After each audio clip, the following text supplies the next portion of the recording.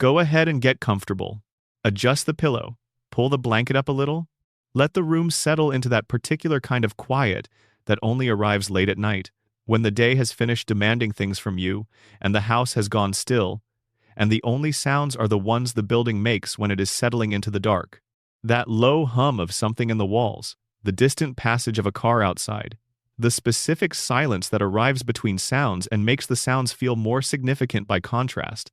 This is the right kind of quiet for what we are about to do. For the next 4 hours, we are going to spend time in Springfield, but not the Springfield that exists in the cultural shorthand, the crayon-bright suburb with the bouncy synthesizer theme music, and the family of yellow people sliding down a dinosaur skeleton in the opening credits. That Springfield is real, and it is genuinely warm, and it has been one of the great comforts of American television for over 30 years. That version exists, and it is beloved, and it has earned every bit of the love directed at it.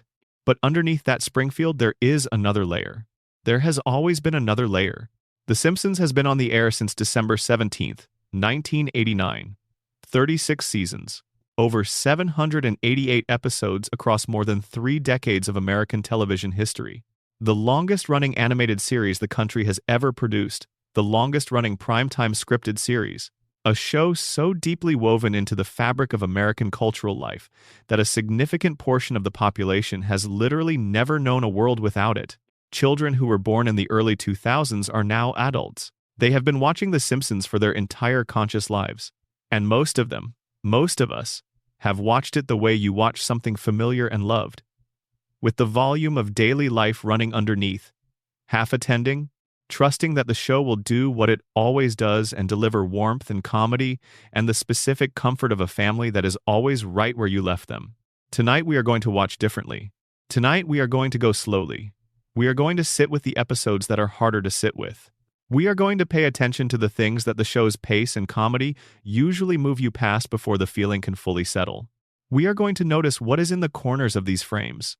What is underneath the jokes? What happens when the laughter clears and you are left with the actual image the episode was assembling? Because The Simpsons has always been doing 2 things simultaneously. The comedy that runs on the surface, the jokes and the timing and the pop culture references and the absurdist escalation, and the something else that runs underneath, the grief, the loneliness, the specific kind of sadness that attaches to ordinary life when you look at it clearly. The darkness that lives in a town with a nuclear power plant and a population that has never quite gotten around to asking why all their fish have 3 eyes. The episodes we are covering tonight are the ones where that something else is hardest to ignore. They are not all classified as dark episodes by the show's own internal taxonomy. Some of them are celebrated comedies. Some of them are fan favorites. Some of them are episodes you have probably watched a dozen times and found deeply funny, and then, somewhere around the 3rd or 4th watch in the right conditions, found deeply something else as well. We are not going to rush through them. We are going to let them breathe.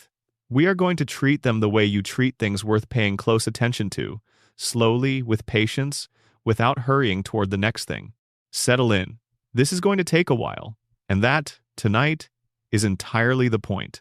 Every October, for the better part of 3 decades, The Simpsons did something that no other primetime animated comedy had done before it, and few have done since, with the same sustained commitment and craft. It stopped trying to be funny in the usual way. It stopped aiming for the comfortable laugh. It turned the lights down in Springfield and let something else move through. The Treehouse of Horror anthology episodes began in 1990, during the show's 2nd season, when the program was already the most-watched show on American television and carrying the full weight of those expectations. Every year from that point forward, 3 short horror stories, framed in a variety of ways across the anthology's long history, but always operating in a different register than the regular weekly episodes. Always permitted to do things that the regular format would not allow. Characters could die permanently within a segment. The laws of reality could dissolve. The comfortable rules about what the show was and was not allowed to say could be suspended for the duration of the special. The audience has always treated these Halloween specials as seasonal entertainment. Comedic horror parodies, dark fun, the show dressing up in a costume for one night a year, the same way children dress up in costumes, playing at something that is not quite real, the fear contained and managed, and made pleasurable through the distance of performance. But going back through the Treehouse of Horror catalog with the patience that a quiet room invites, What becomes apparent is how many of those segments were operating at a frequency considerably below the comedy. How many of them were less interested in the seasonal costume than in what the costume allowed them to put on the table. The fear of losing control of your own mind. The suspicion that reality is considerably thinner than it presents itself to be. The particular specific dread that comes from watching someone you love change into something you no longer recognize, not through any external agency or supernatural force, but through the ordinary pressures of ordinary life applied in a particular direction over a sufficient period of time. These are not Halloween stories in the traditional sense. They are Springfield stories. They are stories about what is already happening in Springfield with the supernatural elements added to clarify rather than to create. Let us go back to the beginning and walk through them carefully. Treehouse of Horror 1990. The very first installment set a tonal template that the show would spend the next 3 decades refining, complicating, and occasionally transcending. 3 segments, framed by the children gathered in Bart's treehouse on Halloween night, trading stories in the dark while Homer eavesdrops from outside. The framing device is warm and domestic and recognizably Simpsons in its texture, children being children, a father being slightly ridiculous in the specific way that Homer is always slightly ridiculous. The familiarity of the setting is doing work from the beginning.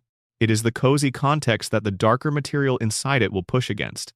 The first segment, Bad Dream House, deploys the well-worn template of the haunted house and does something interesting with it almost immediately. The Simpson family moves into a new home priced impossibly low, and the bargain reveals itself quickly.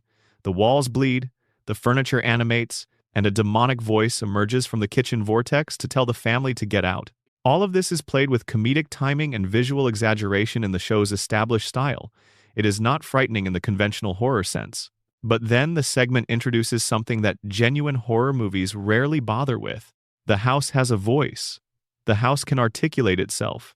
And when the Simpson family, being the Simpson family, proves essentially impossible to frighten by conventional supernatural means, the house chooses to possess them. It turns them against each other.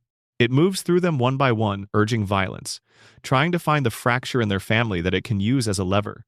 What the show does in the scene where the house negotiates with the family is genuinely unexpected. The house is presented not as mindlessly malevolent, but as desperate. It has been alone. It has watched previous occupants flee in terror, and it has been left in silence. And the silence, the episode implies, is worse for the house than any haunting. It wants occupants. It wants the noise of life inside it. But it has only ever known how to get what it wants through the mechanisms of a horror movie, through possession and dread and the manufacturing of conflict. It does not know how to simply be a house that people choose to live in. The Simpsons are, famously, not a family that responds to external pressure by breaking. Homer sleeps through the possession attempt. Marge engages the demonic voice with the calm, measured patience she usually reserves for Homer's worst ideas, treating the interdimensional entity as she would treat a contractor who has delivered below expectations. Bart is delighted by all of it. Lisa observes with genuine intellectual curiosity. The house attempts everything in its playbook and nothing works. And so it implodes. The house destroys itself rather than continue to share space with a family that refuses to be frightened properly. The comedy reading is straightforward and funny. The Simpsons are so chaotic that even supernatural evil cannot cope with them. But the reading that emerges when you sit with it in a quiet room is something else. The house, faced with a family that simply would not break the way it needed them to break, chose annihilation over coexistence. It destroyed itself because it could not make itself into the kind of thing they could live with. There is something genuinely melancholy in that reading if you let yourself sit with it. A haunted house that could not figure out how to be inhabited. The horror movie entity that meets something it cannot overcome and discovers, in that meeting, that it has no plan for this outcome. It goes away. And the family stands in the rubble and the episode moves on, and the house is gone, and nobody asks what it was looking for before the end. The second segment of that first special is Hungry Are the Damned, and it is one of the most formally sophisticated horror comedy pieces the anthology would ever produce. Aliens abduct the Simpsons. The aliens are Kang and Kodos, who will become recurring comedic figures across the show's entire run. But in this original appearance, they are doing something considerably more interesting than what they would usually do. They are genuine. They are warm in the specifically alien way of beings who have studied warmth but learned it from external observation rather than internal experience. So the gestures are slightly off, the delivery slightly too measured, the care slightly too formal. They feed the family. They provide comfortable accommodations. They seem, in every way that matters, to want the Simpsons to be comfortable and content and well. Lisa, exploring the ship, finds a cookbook in the alien library. The title is partially obscured. She clears the cover and reads, "How to Cook Humans." The episode pivots instantly into the comedic horror register. The family prepares to fight back. They assume the worst. They locate weapons and make plans and brace for the revelation that they have been livestock all along. The cookbook's full title is How to Cook for Humans. Dust on the cover had obscured 3 letters. The aliens were feeding them because they were bringing them somewhere as honored guests. They were being kind, in the specific, awkward way of beings who learned kindness from a manual rather than from childhood. But they were being kind, genuinely. And the family's fear, the instinctive assumption that the attention was predatory, destroyed the possibility that had existed. The final frames show Kang and Kodos returning the family to Earth in silence. They were going to take these strange little creatures somewhere wonderful, and now they are returning them to their damp little planet, and the warmth that had been in the aliens' demeanor in the early part of the segment is gone, not replaced by malevolence, replaced by something quieter and considerably sadder. They had tried to be kind to beings who immediately assumed predation. They are thinking now about whether the effort was worthwhile. The segment is a comedy. It is funny, but its moral geometry is not comedic. It is a precise and pointed observation about how fear and suspicion, particularly fear of the unfamiliar, can destroy the possibility of genuine connection that was always available. The monsters in Hungry Are the Damned are the assumptions we bring with us. The aliens were never the threat. The third segment is The Raven, which is simply the Edgar Allan Poe poem narrated by James Earl Jones in the full gravity of his voice, with Homer as the grieving protagonist and Bart as the Raven, and the visual language shifted deliberately toward a heavier, more shadow-laden aesthetic than the show's standard register. The poem is performed very nearly in its entirety. The segment runs longer than either of its predecessors. It asks the audience to simply be present with the material in a way that comedy does not usually ask. And it works. It should not work. Homer Simpson as the protagonist of a 19th-century Gothic horror poem about the madness of grief should be a source of parody and nothing else. But it works, completely and honestly, because the poem is about something that is also true about Homer in ways that the regular comedy format usually keeps in peripheral vision rather than direct view. The poem's protagonist cannot stop reaching toward the person he has lost. He knows on every rational level that she is gone and will not return. He asks the Raven question after question that he already knows the answer to, because the pain of receiving the confirmed answer is still a form of contact with what he has lost, and the silence of knowing without asking would be worse. He keeps asking because the asking is the last available form of intimacy. Homer Simpson does this. Homer has always done this. His desperate need to hold on to what he loves, his terrified awareness that his life without Marge and the children would be something he could not survive, his compulsive return to the warmth of his family after every episode in which he has briefly lost access to it. These are the movements of the poem's protagonist dressed in yellow cartoon skin. The Raven works because the poem fits Homer in ways that go below the comedy. James Earl Jones's voice makes the whole thing possible. His gravity and his presence, and his willingness to treat the poem as the serious piece of literature it is, create a container for the emotion that the animation and the character design and the show's usual comedic register would otherwise puncture. He holds the space open, and in that open space, Homer Simpson grieves in the specific way of Poe's narrator, by refusing to stop asking. Treehouse of Horror 3, 1992. 2 years into the anthology tradition, the show produced a special that demonstrated how deeply the format had internalized the relationship between comedy and horror. The framing is a Halloween party at the Simpson house, with various guests taking turns with stories while Homer wanders through dressed as a mummy, generally making a mess of things. The standout segment is Dial Z for Zombie, in which Bart discovers a book of spells in the school library. He uses it to raise the family's recently deceased cat, and the resurrection works, but it works in excess, and by the time he realizes the error and attempts a correction, he has accidentally animated Springfield's entire cemetery population. The zombie apocalypse follows. The mechanics of this segment are the mechanics of comedy. Escalating disaster, The Simpsons at the center of something enormous that they have created through a combination of good intentions and insufficient caution. Homer shooting various celebrity zombie cameos, the brains jokes, the comedic logic of the undead, all of it functions at the comedy level as intended. But there is an image in this segment that has stayed with viewers for more than 30 years, and it is not a comedy image.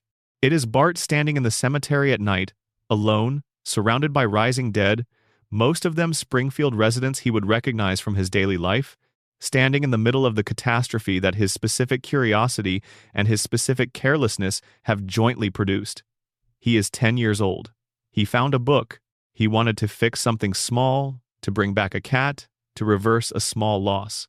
And now the dead are walking, and it is his fault, and the scale of the consequence relative to the scale of the original intention is so vast that it cannot be processed. The look on Bart's face in that frame is not comedic. It is the look of a child who has discovered, for perhaps the first time in a truly visceral way, that actions produce consequences that do not scale predictably with intentions. That you can mean something small and cause something enormous. That the world does not always match its response to the size of what prompted it. This is a thing that children learn, and the learning of it tends to be painful, and the show puts Bart through a version of it surrounded by the walking dead in a cemetery at night, which is perhaps a more vivid pedagogical context than strictly necessary, but is emotionally accurate in the way that good horror usually is. The King Homer segment, which retells King Kong with Homer as the giant ape and Marge as the captive woman, is primarily played for laughs and achieves them consistently. But even in the lightest of the three segments, the show is doing something worth noting. Homer, the colossal monster, is tamed, domesticated, and ultimately married by Marge, who manages the transition from captive to partner with the same patient authority she brings to managing Homer in the regular series. And the domestication of the monster, the accommodation of this enormous disruptive appetite into the structure of a functional domestic partnership, is not entirely different from the accommodation that Marge performs in the non-Halloween episodes. Homer the giant ape and Homer the nuclear plant worker are, the segment quietly suggests, the same undertaking. Marge has always been taming a monster. She is very good at it. Treehouse of Horror, 5/19/94. The fifth installment is the one that most fans will point to if you ask which Treehouse of Horror special is the most genuinely disturbing. The one that most clearly crosses from comedy horror into something with a different temperature. And the reason for that is the first segment. The Shining is a parody of Stanley Kubrick's adaptation of The Shining, which is itself a film about the specific dissolution of a man whose particular vulnerabilities meet a specific set of amplifying conditions. The parody is meticulous. The visual references to Kubrick's film are precise and lovingly constructed. The jokes about Jack Nicholson's performance and the all-work and no-play sequence and the hedge animals are exactly as funny as they are supposed to be. But the segment is doing something that goes beyond the parody underneath all of that. Homer begins the episode as himself, the Homer you know. Warm, bumbling, fundamentally oriented toward comfort and food and the simple pleasures of his domestic life. He is excited about the family's winter caretaking assignment at the Overlook-adjacent hotel. He is thinking about beer and television. He is, in this moment, precisely the cartoon father that the show has always presented him as. Then the television is disconnected. Then the beer is removed. The stimulation is gone. The routine is gone. The specific pleasures that hold Homer's daily life together are systematically removed, and within what the episode implies is a matter of days, possibly less, Homer is standing in a dark hallway with an axe, reciting the mangled catchphrases of the hotel's previous homicidal caretaker, his eyes holding a quality that is genuinely unsettling to look at because it is not Homer's eyes. The person looking out of those eyes is not the Homer of regular episodes. The parody layer is robust enough to contain this.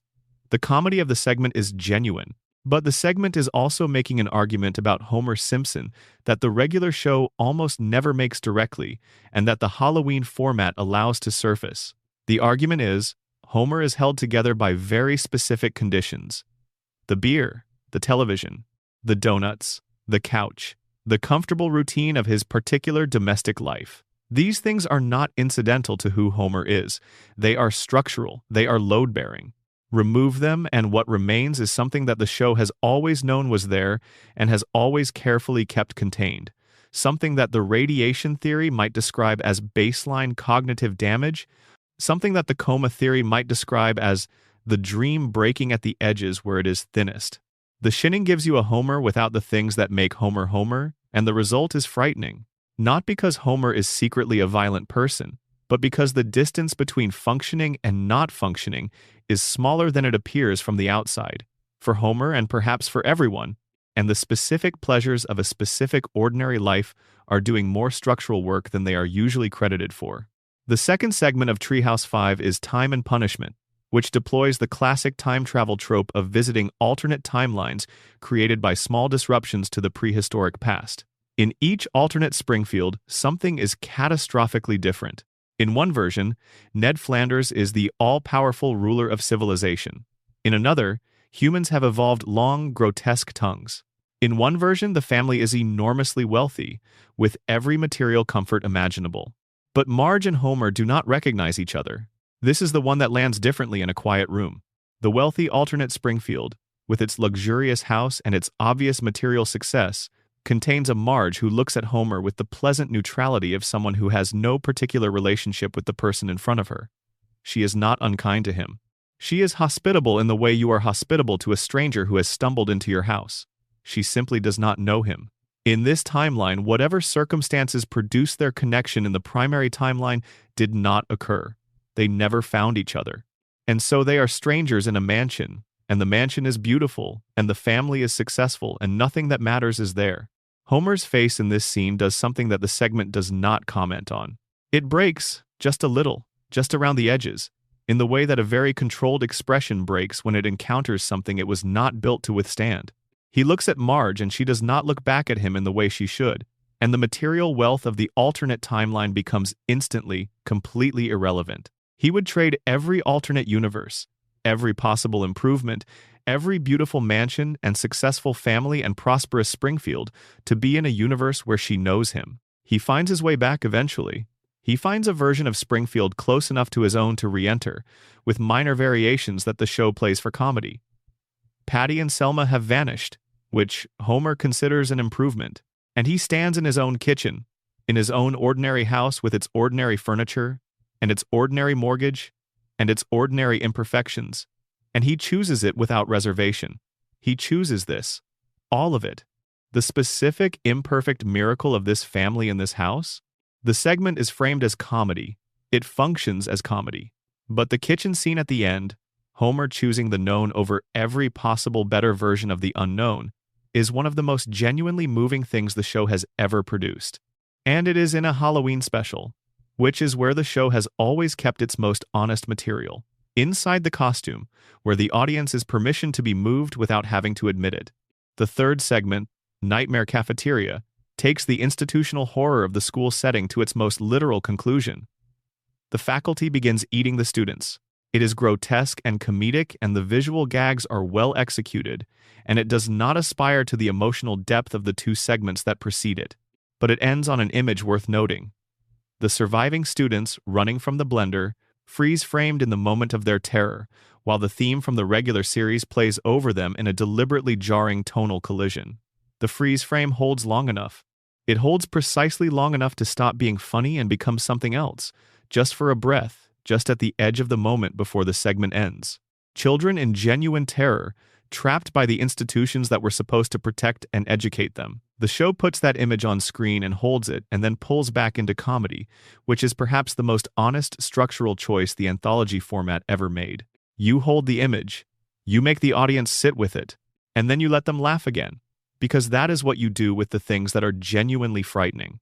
You hold them for a moment, and then you release them back into the comedy of daily life, and you carry the held moment with you in the peripheral vision of everything that follows. Treehouse of Horror 6, 1995. The sixth installment produced 3 segments of varying weight and ambition.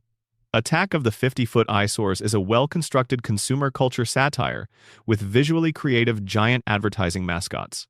Nightmare on Evergreen Terrace is a Freddy Krueger parody built on the genuine tragedy of groundskeeper Willie's death, which will receive extended attention in a later section. But the segment that matters most in this installment, the one that the show's own writers have cited across multiple decades of interviews as one of their most technically and thematically ambitious achievements, is Homer Cubed.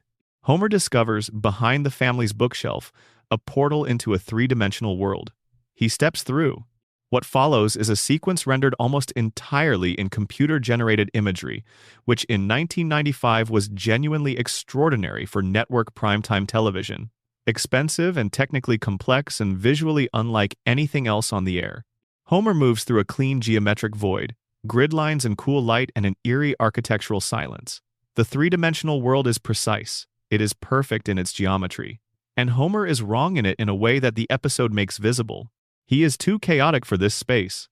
His presence disrupts the architecture. He is a cartoon man in a space built on mathematical precision, and the combination is unstable. The world begins to deteriorate around him. The grid lines waver. The edges of the geometry soften and then dissolve. And Homer runs, and the ground dissolves behind him as he runs, and there is a sequence lasting perhaps 30 seconds where Homer is the only solid object left in a universe that is ceasing to exist. He is running across the last firm surface in a void that is consuming itself, and his cartoon bulk in this clean mathematical world is both the cause of the destruction and the thing most visibly threatened by it. He falls through the collapsing dimension and he lands in the real world, not Springfield. The actual, live-action, filmed footage of a Los Angeles street in 1995. Homer wanders out of the hole in reality and moves through actual human existence.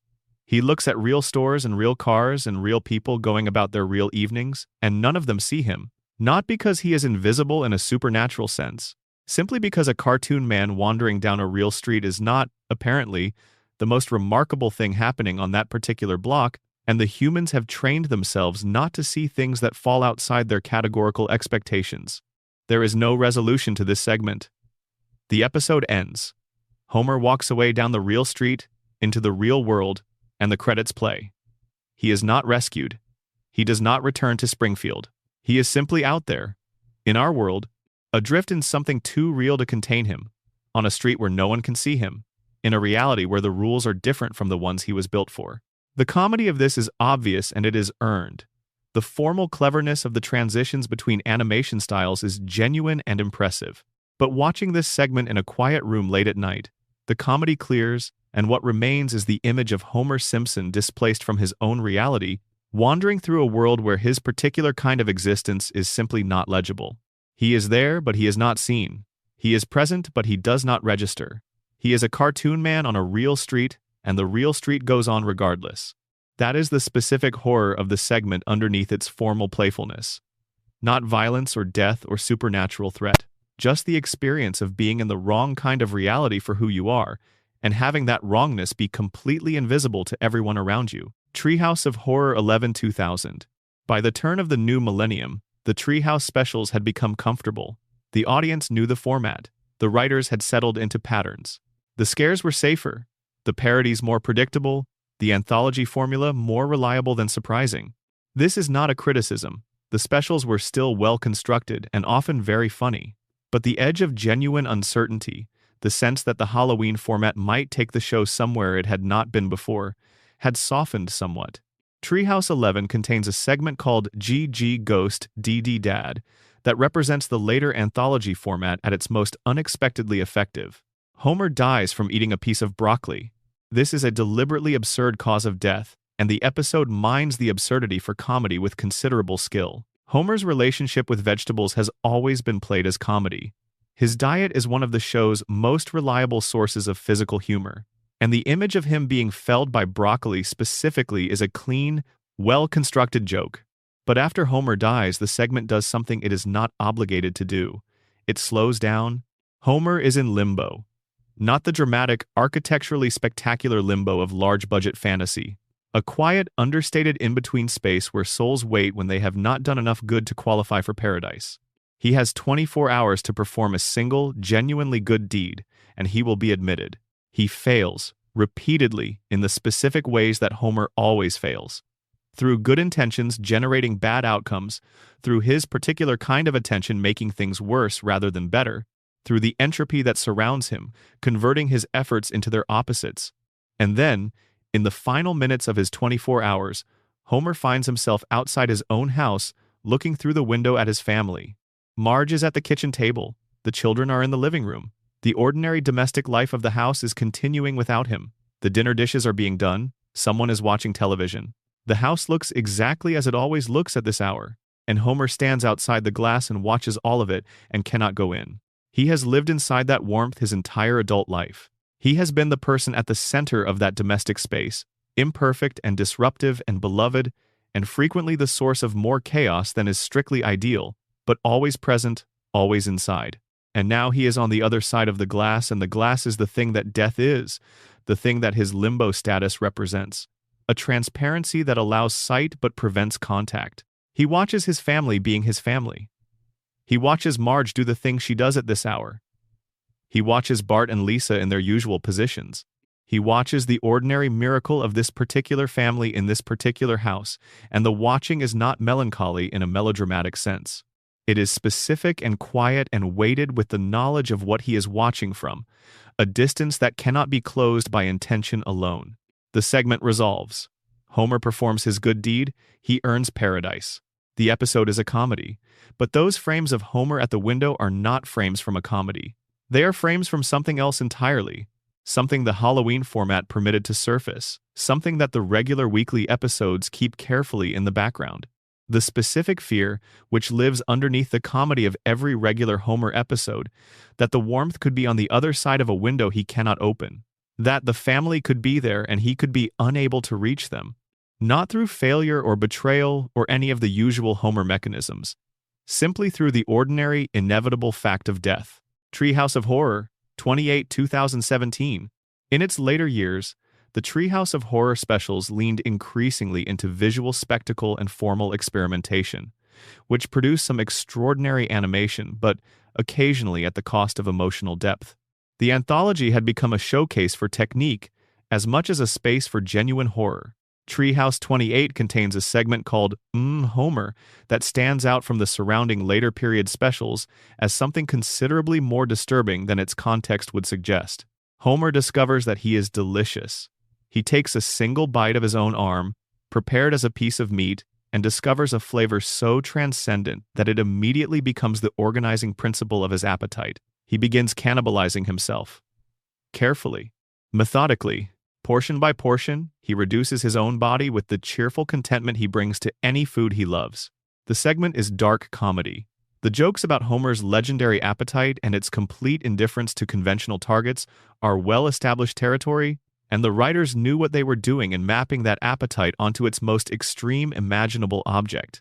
The family's mounting horror provides the comedic contrast, but what makes this segment stay with you is the specific quality of Homer's expression throughout.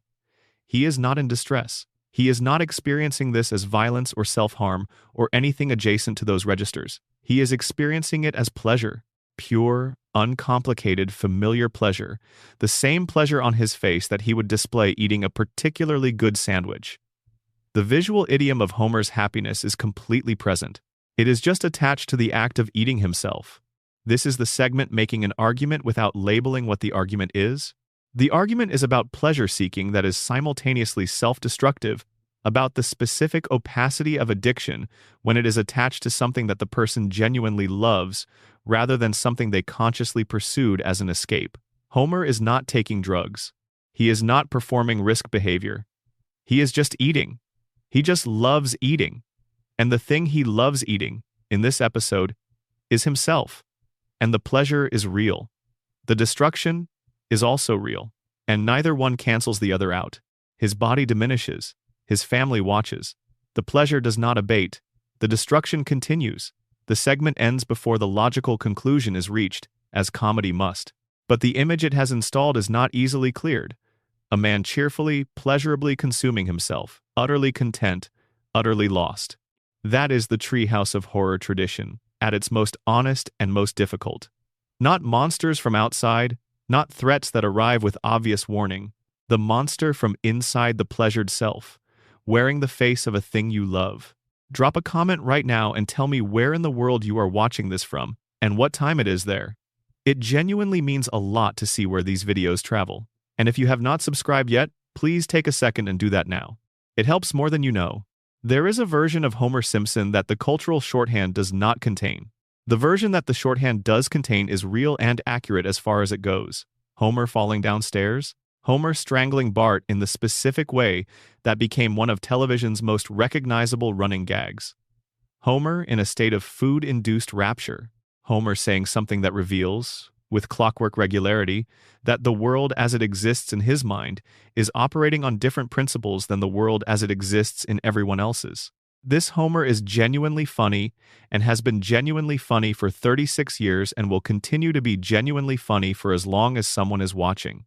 But alongside that version, the show produced across its long run a series of episodes that went somewhere else. Episodes that turned the camera on Homer and pointed it at his interior rather than his exterior, that asked what he actually felt in the quiet moments, that examined what he carried and what it had cost him to carry it, that refused to let the comedy entirely absorb the grief that was always running underneath. These episodes are not the ones that get quoted at parties. They are not the ones that show up in 10-second clips on social media with reaction captions below them. They are the ones you find at 2 in the morning when the regular noise of daily life has stopped and you are watching something familiar, because familiar is what the hour requires, and you end up in an episode that is doing something you did not remember it doing. Let us go through them slowly, the way they deserve. And Maggie Makes 3 Season 6, Episode 13, 1995. The structure of this episode is warm and domestic and immediately legible as a love story. Homer is flipping through the family photo album and notices that while every page contains pictures of Bart and Lisa, there are no pictures of Maggie anywhere. This is the mystery the episode is built to solve. Where are Maggie's photos, and why are they not in the album? Bart and Lisa sit down to hear the answer, and what follows is a flashback to a specific period in Homer's life, a window of time that the regular series has always implied existed, but has rarely examined directly.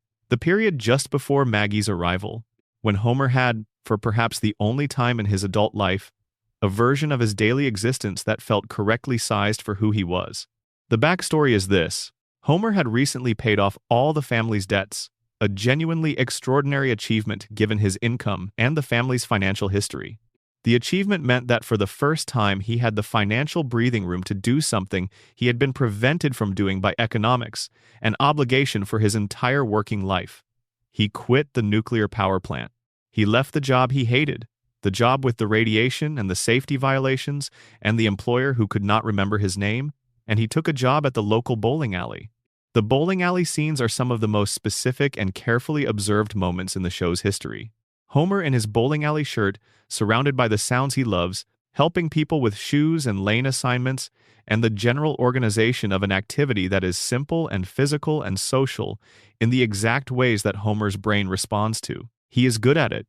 He is comfortable in it. He is, for the first time the show has depicted, at ease in a professional context in a way that goes all the way through him rather than sitting on the surface of a job he is enduring. He is happy in the specific, quiet way of someone who has landed somewhere that fits. And then Marge tells him she is pregnant again. The episode handles this with the care and directness it deserves. Homer loves his children, loves Maggie, loves her completely and without reservation, and the episode is not suggesting otherwise. It is not suggesting that the pregnancy is anything other than the thing it is, a child he will love and has loved, a person whose absence from his life is simply not imaginable from the position of the episode's present tense. But the bowling alley has to go. The money will not stretch. He cannot afford to work a job he loves when the family needs the income a job he tolerates can provide. He has to go back to the plant. He has to go back to Burns and the radiation and the safety violations and the name that Burns still cannot remember, because that is where the money is, and money is what the family needs. Burns, with his specific genius for psychological cruelty, hangs a motivational plaque in Homer's workstation on the day he returns. The plaque reads, "Don't forget, you're here forever." Homer stares at it. The episode lets him stare at it. It lets the words land in the way that words you know are true land when you cannot argue with them. He is here forever. The bowling alley was a window that opened briefly and then closed, and the plant is the rest of his life, and the plant knows it and has told him so in writing. The episode's final revelation is where Maggie's pictures are. Homer has taken all of them, every photo the family has of Maggie, and he has covered the plaque with them. Don't forget, you're here forever has become. Do it for her, with Maggie's face at the center of the rearrangement. He has, through the specific creativity of a person who is suffering and has found the one thing that makes the suffering bearable, transformed his prison into a shrine. He sits at his station looking at the photographs of his daughter surrounding the buried sentence. And the episode does not play this for comedy. It plays it for exactly what it is: a man who accepted his imprisonment willingly and found a reason to sit in it that was sufficient to make the imprisonment livable. Not good. Not what he would have chosen in a world where choices were fully available, but livable. This is one of the most emotionally precise things the show has ever done. Not because Homer's sacrifice is exceptional, it is ordinary. It is the sacrifice most parents make in one form or another, the reduction of the life you wanted in service of the life you have chosen. But because the show refuses to make the ordinary sacrifice romantic or painless, the plaque is still there, under the photographs. The plant is still the plant. Homer knows all of this, and he sits in his station and looks at Maggie's face, and he chooses it anyway, every single day. Because the alternative is a version of himself that he does not want to be. That is the episode. That is what it does. And it does it inside a warm family story about why there are no pictures of Maggie in the photo album. And by the end of the episode, the warmth is real and the grief is also real, and both of them are inside the same frame, pressing against each other the way they always do in ordinary lives. Fear of Flying Season 6, Episode 11, 1994. The surface plot of this episode is a comedy of errors. Homer, to avoid accountability for a mistake at a bar involving a flight simulator, pretends to have a phobia of flying. The pretense has consequences he did not anticipate. It redirects the family's attention toward flying as a general subject, which triggers something in Marge that Homer's pretense did not cause, but that his pretense has now made visible. The episode becomes Marge's episode partway through, and it makes the transition with deliberate structural care. Homer's subplot retreats. The comedic energy of the first half softens, and Marge ends up in the office of a therapist played by Anne Bancroft, who brings to the role the specific quality of intelligent patience that the character requires. Someone who knows how to simply sit in a room with another person and wait for the person to find the thing they have been looking for without knowing they were looking. The therapy sessions are not played for comedy. They are played as therapy. The camera sits with Marge in the way that therapy asks you to sit with yourself. Without immediate rescue, without the reassurance that resolution is imminent, with the specific patience that the interior requires before it will open. What Marge finds, over the course of the sessions, is a childhood memory. Something formative and specific and sharp that she had folded into the architecture of herself so completely that she had stopped experiencing it as a wound and started experiencing it simply as part of who she was, a structural feature rather than an injury. She could not identify it as a source of her current difficulties because it had become indistinguishable from her fundamental self. The episode does not expose this memory in full. It is not that kind of television, but the process of Marge approaching it, the specific quality of her resistance and her movement past the resistance, and her arriving at the edge of something she had not known was there, is rendered with a fidelity to what therapy actually looks and feels. Like that was unusual for primetime entertainment in 1994, and remains somewhat unusual now. What the episode is really about, underneath the flying phobia plot and the therapy sessions, is a question about Marge Simpson that the show has been circling for 6 seasons without fully asking it. Who is holding Marge together? The show established from its very beginning that Marge is the family's stabilizing center, the emotional anchor, the person who absorbs chaos and transforms it into something that the family can survive. She is the load-bearing wall. She is the one everyone leans on. But load-bearing walls carry weight, and the weight, accumulated over years, produces stress fractures that are not visible from the outside until something applies pressure to the right place. The therapy is that pressure. The flying phobia, initially Homer's, became the pressure applied to Marge's specific fracture. And what the episode reveals, with considerable gentleness, is that Marge has been carrying something significant for a long time, without the benefit of anyone sitting with her in the specific patient way that Anne Bancroft's therapist sits with her. The family leans on Marge. The show has always shown this. Fear of Flying is the first episode to ask with real seriousness what Marge leans on. The answer, at least in this episode, is that she leans on herself. She has always leaned on herself. She processes her difficulties internally and carries the processed version out into the family as something that looks like stability. And the stability is real. She is genuinely stable, genuinely centered, genuinely the reliable core of the family's emotional life. But the stability is not costless. The episode catches a glimpse of what it costs, and it sits with that glimpse rather than rushing past it, and then the episode ends, and Marge goes back to being the load-bearing wall, and the show goes back to its weekly business. But you have seen the fracture, and knowing it is there changes how you look at every subsequent episode in which Marge is the anchor. Homer the Great Season 6, Episode 12, 1995. Homer discovers the Stonecutters, a secret fraternal organization that operates behind the civic surface of Springfield, controlling its various institutions with the comfortable authority of men who have always controlled things and have stopped bothering to conceal the control very carefully. He wants desperately to join. He joins. He is elevated almost immediately through the discovery of a birthmark that marks him as the Stonecutters' prophesied supreme leader to the highest position the organization can bestow. He has everything he ostensibly wanted: the respect, the belonging, the sense of being significant to a group of people who have collectively decided he matters. He has followers. He has authority. He has the complete, if obligatory, devotion of an entire brotherhood. He is immediately, profoundly, specifically miserable. The episode is a satire of institutional power and the emptiness of status that arrives through accident rather than merit, and it functions cleanly at that satirical level. But the emotional precision of Homer's misery is the thing that makes the episode genuinely interesting, rather than simply competent. He gets everything he thought he wanted, and he discovers, with the specific bewilderment of someone whose understanding of their own desire was apparently inadequate, that getting it gives him nothing. The Stonecutters, obligated by prophecy to worship him, become something worse than disinterested employees. They become the opposite of what Homer was looking for. He wanted to be liked. He wanted to be chosen, to have people seek out his company and find something in it that they valued. The Stonecutters' worship is precisely not this.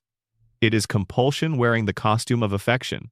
Every person in the room is there because the prophecy requires them to be. Not one of them has chosen him. Homer has received what he asked for and discovered that what he asked for was not what he needed. The distinction between the two things is the entire interior of the episode. The sequence in which Homer sits alone in his ceremonial chamber, surrounded by the objects of his new authority, drawing small faces on his fingers so that he has someone to talk to, is one of the more quietly devastating images in the show's history. Not dramatically devastating, not operatically, quietly. A man with the full apparatus of an institution's devotion, sitting alone in an empty room, making finger puppets because there is nobody to talk to in a room full of the symbols of his power. Nobody around him has chosen him. Everyone around him is obeying him. And Homer, who would trade the obedience of 10,000 people for the genuine choosing of one, sits in his grand empty chamber and gives his finger characters names. The resolution involves Homer redirecting the Stonecutters toward charitable work, which is played as triumphant and is comedically satisfying. But the middle of the episode has already installed something that the resolution does not clear: the image of what it looks like when a person who needs to be genuinely loved is given compulsory reverence instead. The gap between those two things is the width of the entire human interior. Duffless Season 4, Episode 16, 1993. Homer is arrested for drunk driving after a single malt event at the Duff Brewery. His license is suspended. He is ordered to attend Alcoholics Anonymous meetings as a condition of his sentencing. Under pressure from Marge, he agrees to give up beer for 1 month. The comedic premise has obvious potential, and the episode deploys it with skill. Sober Homer is different. He is more present. He notices things. He is attentive to his environment and to the people in it, in ways that the usual comfortable fog of beer and contentment prevents. He and Marge take a bicycle ride together, and they talk, actually talk. The kind of talking that does not happen when Homer's interior is organized around his next beer rather than around the person beside him. It is one of the warmer and more specifically observed moments between them in the early seasons. The comedy of the sober Homer sections is good, but the episode is doing something more careful than comedy underneath the jokes. It is documenting, with considerable honesty, what Homer is like as a person when the thing he uses to soften the edges of his daily experience is removed. And the answer is, he is better. Measurably, demonstrably, in ways that the episode makes explicit rather than suggestive. He is a better husband and a more attentive father and a more present person. The episode ends with Homer choosing to return to drinking. This choice is presented without ceremony, without a moral lesson delivered at camera, without the narrative architecture of a very special episode. Homer completes his month of sobriety, demonstrates that he is capable of it, watches the specific improvements it produces in his daily life, and then reaches for a beer. He makes this choice consciously and without apparent conflict, because the bicycle ride, and the conversations, and the clear-headedness, and the improvements in his relationship, while genuinely good, are not the specific thing the beer provides. The beer provides a specific warmth, a specific softening, a specific relationship between Homer and the difficulty of being Homer in Springfield, which is to say the difficulty of being a person with Homer's particular cognitive and emotional architecture in a world that is frequently slightly too hard for it. The beer makes the hardness softer. The clear-headedness makes everything sharper, including the hard things. Homer chooses the softness. He chooses it consciously, having briefly experienced the alternative and found the alternative better in most measurable ways. He chooses the softness anyway, because the softness is what makes the life livable. And a life that is measurably better but not livable in the specific way his life requires is not, for Homer, an improvement. The show does not condemn this. It does not celebrate it. It presents it as the choice Homer makes and moves on.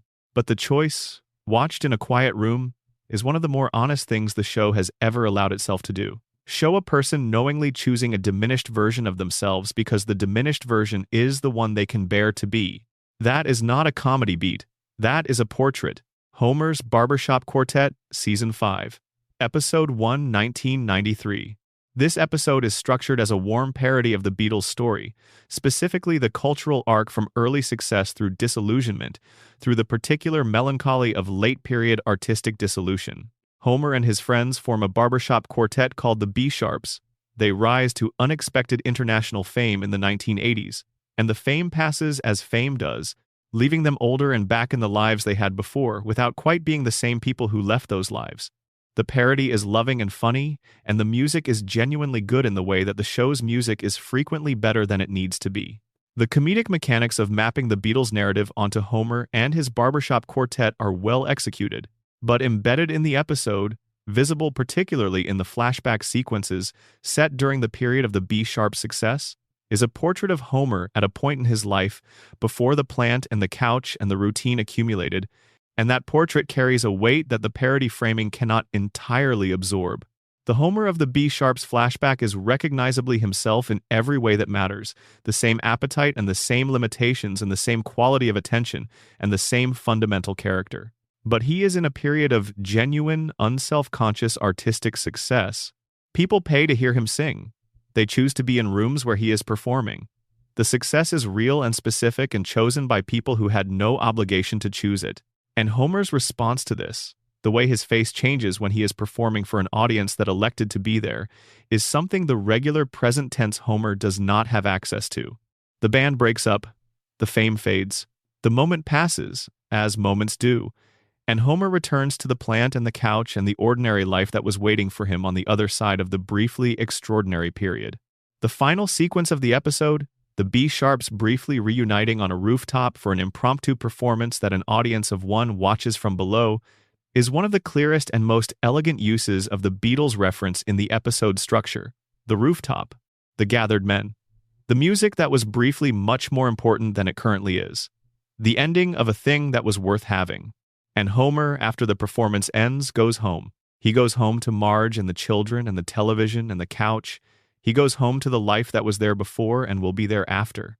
The extraordinary period is over. The ordinary period resumes, and Homer resumes with it, carrying the memory of a time when strangers paid to hear him sing and the world rearranged itself briefly around what he was good at, carrying it home to the house on Evergreen Terrace, where it will live somewhere in the interior of his ordinary self alongside everything else he carries. He does not seem burdened by this. Homer rarely seems burdened by the things he carries, but the weight is there, visible in the gap between the Homer of the flashback and the Homer of the present tense, the gap between the man who was briefly more and the man who came back and decided this was enough. It is enough. The show has always insisted it is enough, but the episode has shown you what the enough is the alternative to, and the showing matters. One fish, two fish, blowfish, Bluefish Season 2, Episode 11, 1991.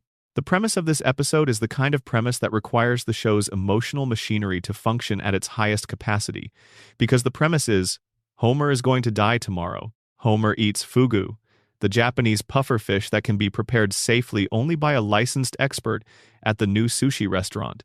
The preparation is done by an apprentice. Homer eats and goes home, and is told by his doctor that he has 24 hours to live. The first half of the episode deploys the news primarily as comedic material. Homer's reaction to imminent death is characteristically Homer-shaped, processing the information at a slight angle to the conventional human response, the specific comedy of a man confronting mortality through his particular cognitive and emotional architecture. But the second half of the episode does something different. Homer makes a to-do list for his final day. He wants to patch things up with Abe. He wants to hear Bart say that he loves him and means it. He wants to have a man-to-man talk with his son. He wants to listen to a favorite piece of music in its entirety. He wants to be with Marge in the specific physical way of being with someone you love when you know the time is running out. He wants to watch the sun rise one more time. He accomplishes some of these things. He does not accomplish others. The things he fails to accomplish, the ones that required another person to give him something, are the ones that the episode handles with the most directness and the least comedy. Abe, confronted with the directness of Homer's final day emotional needs, responds with the defensive distance that has characterized their relationship for Homer's entire life. The direct approach to Abe does not work. The direct approach almost never works with Abe, and Homer knows this, and the episode allows Homer to know it and to be quietly, specifically sad about it. Bart says the loving thing, but he says it in the performed way, the way you say things when someone has told you to say them and you are complying rather than expressing. And Homer knows the difference between that and the thing he wanted to hear. He can hear the difference. He accepts the performed version because it is what is available, and because Bart is 10 years old and direct emotional expression is not his primary mode. And Homer understands this about his son in a way that the episode makes visible. He takes what is offered. He knows what he received.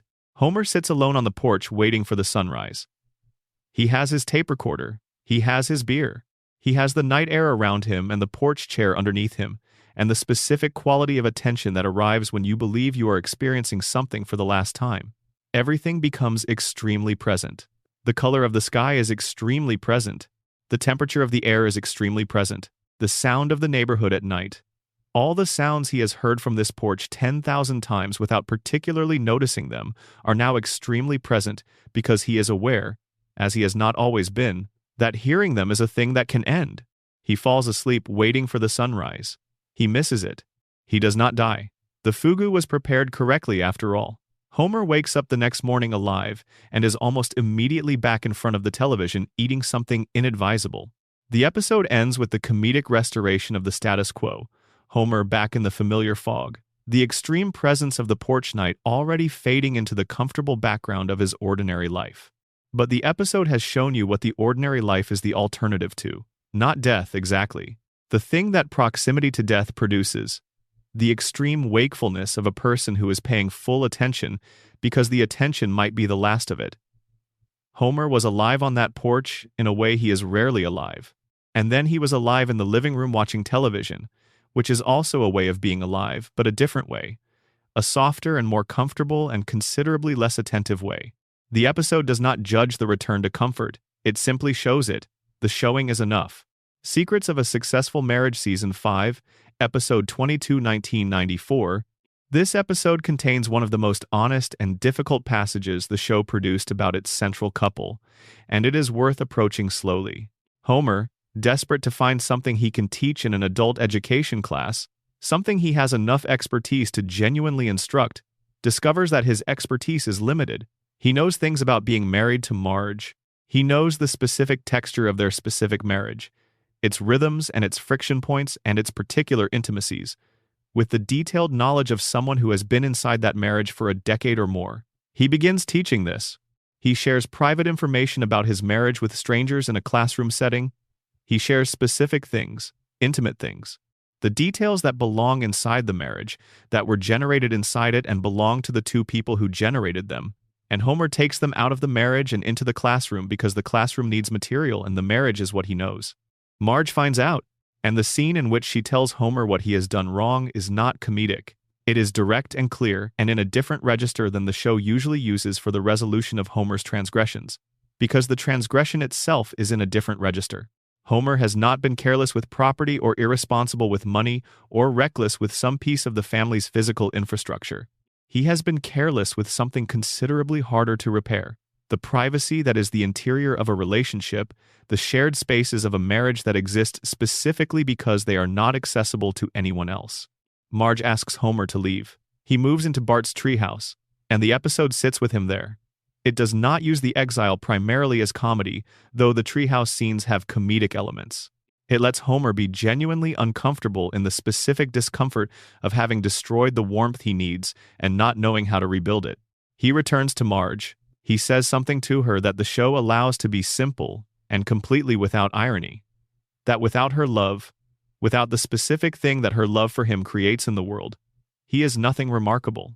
He is Homer Simpson, the man with the IQ of 55 and the 42 safety violations and the record of causing more damage than he repairs, and the inability to remember most things that do not relate to food or television.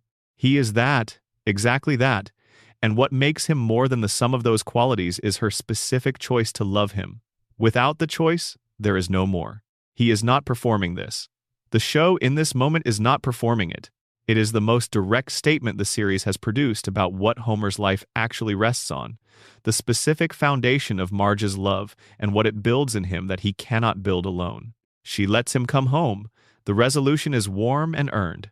But the episode earned it by refusing to make Homer's transgression small, by holding him genuinely accountable in a space that felt like real accountability rather than sitcom accountability, and by allowing him to articulate, without comedy softening it, what the marriage actually is to him.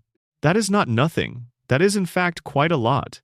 There are episodes of The Simpsons that you can feel in the watching, shifting something permanently. They are not always the ones celebrated by critics or cited in retrospective lists as exemplary work. They are not always the ones that the show's own writers held up in commentaries as the moments they were most proud of. They are the ones that introduced a piece of information or revealed a corner of the past or moved a character through an experience so specific and so honestly rendered that by the end of the episode, something was different in a way that could not be simply undone by the reset button. The reset button is one of the show's defining structural features. By the next episode, most things are as they were. The apartment is rebuilt. The relationship is repaired. The catastrophe is absorbed, and the status quo reasserts. This is a structural reality of episodic television that the show has never been able to escape, and in most cases it functions well enough. But certain episodes leave marks below the reset level, fractures in the foundation that a fresh coat of paint cannot fully conceal if you are looking at the right angle with the right kind of attention. These are those episodes. Principal Charming Season 2, Episode 14, 1991. Before the show developed the habit of using Patty and Selma Bouvier as reliable sources of comedy through the specific formula of their unpleasantness, before their antipathy toward Homer became a permanent comedic fixture, this second season episode did something that the show would only rarely repeat with these characters. It looked at one of them seriously. Selma Bouvier is Marge's sister, and she and her twin Patty have been present since the beginning of the series. Their function in the show's early seasons is comedic. The disapproving in-laws, the reliable counterweight to Homer's cheerfulness, the representatives of a version of adult female life that is consciously constructed as the antithesis of romantic fulfillment. But Principal Charming, which is ostensibly a story about Homer's attempt to set Selma up with a suitable romantic partner, gives Selma something that the show would not always give her: a genuine interior. She is lonely. Not comedically lonely, not lonely in the performed, theatrical way that the show would later deploy for jokes. She is lonely in the specific way of a person who is aware, with the awareness that arrives at a particular point in life and does not easily go away, that time is moving in one direction and the things she had expected to have by now are not present. Homer identifies Principal Skinner as a suitable candidate. The mechanics of the matchmaking go wrong in the way that Homer's plans characteristically go wrong. Skinner is presented to Selma but falls for Patty instead, and the episode handles Selma's response to this with a care that goes well beyond what the comedic premise requires. She watches the person who was presented to her as a possibility redirect his attention to her twin sister. She watches this happen in real time. She does not perform the watching. She is simply present in it, with the specific quality of presence that someone has when something painful is happening, and they do not have the option of not seeing it. The episode resolves with Skinner and Patty's romance cooling naturally, the comedic mechanics restoring the status quo. But the window that Principal Charming opened into Selma's interior, the specific texture of her loneliness, does not close as cleanly as the plot does. Selma was shown as a person before she was shown as a comedic type, and that seeing, once it has happened, attaches itself to every subsequent appearance. The later seasons would use Selma's loneliness as a reliable source of comedy. Her failed marriages, her desperate romantic escapades, her various humiliations in the pursuit of connection, and every one of those comedy beats is accompanied, for those who watched Principal Charming, by the knowledge of what the loneliness actually feels like from the inside. The show showed it to us once. The comedy that followed knew, whether it acknowledged it or not, what it was working from. The Way We Was Season 2, Episode 12, 1991. This is the episode that told Homer and Marge's origin story.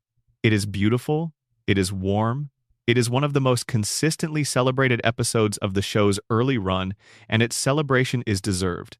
It is also the episode that introduced into the permanent structure of the Simpsons marriage a history that is more complicated than the romantic frame usually allows. The flashback covers Homer and Marge's high school years in the 1970s. They meet in detention.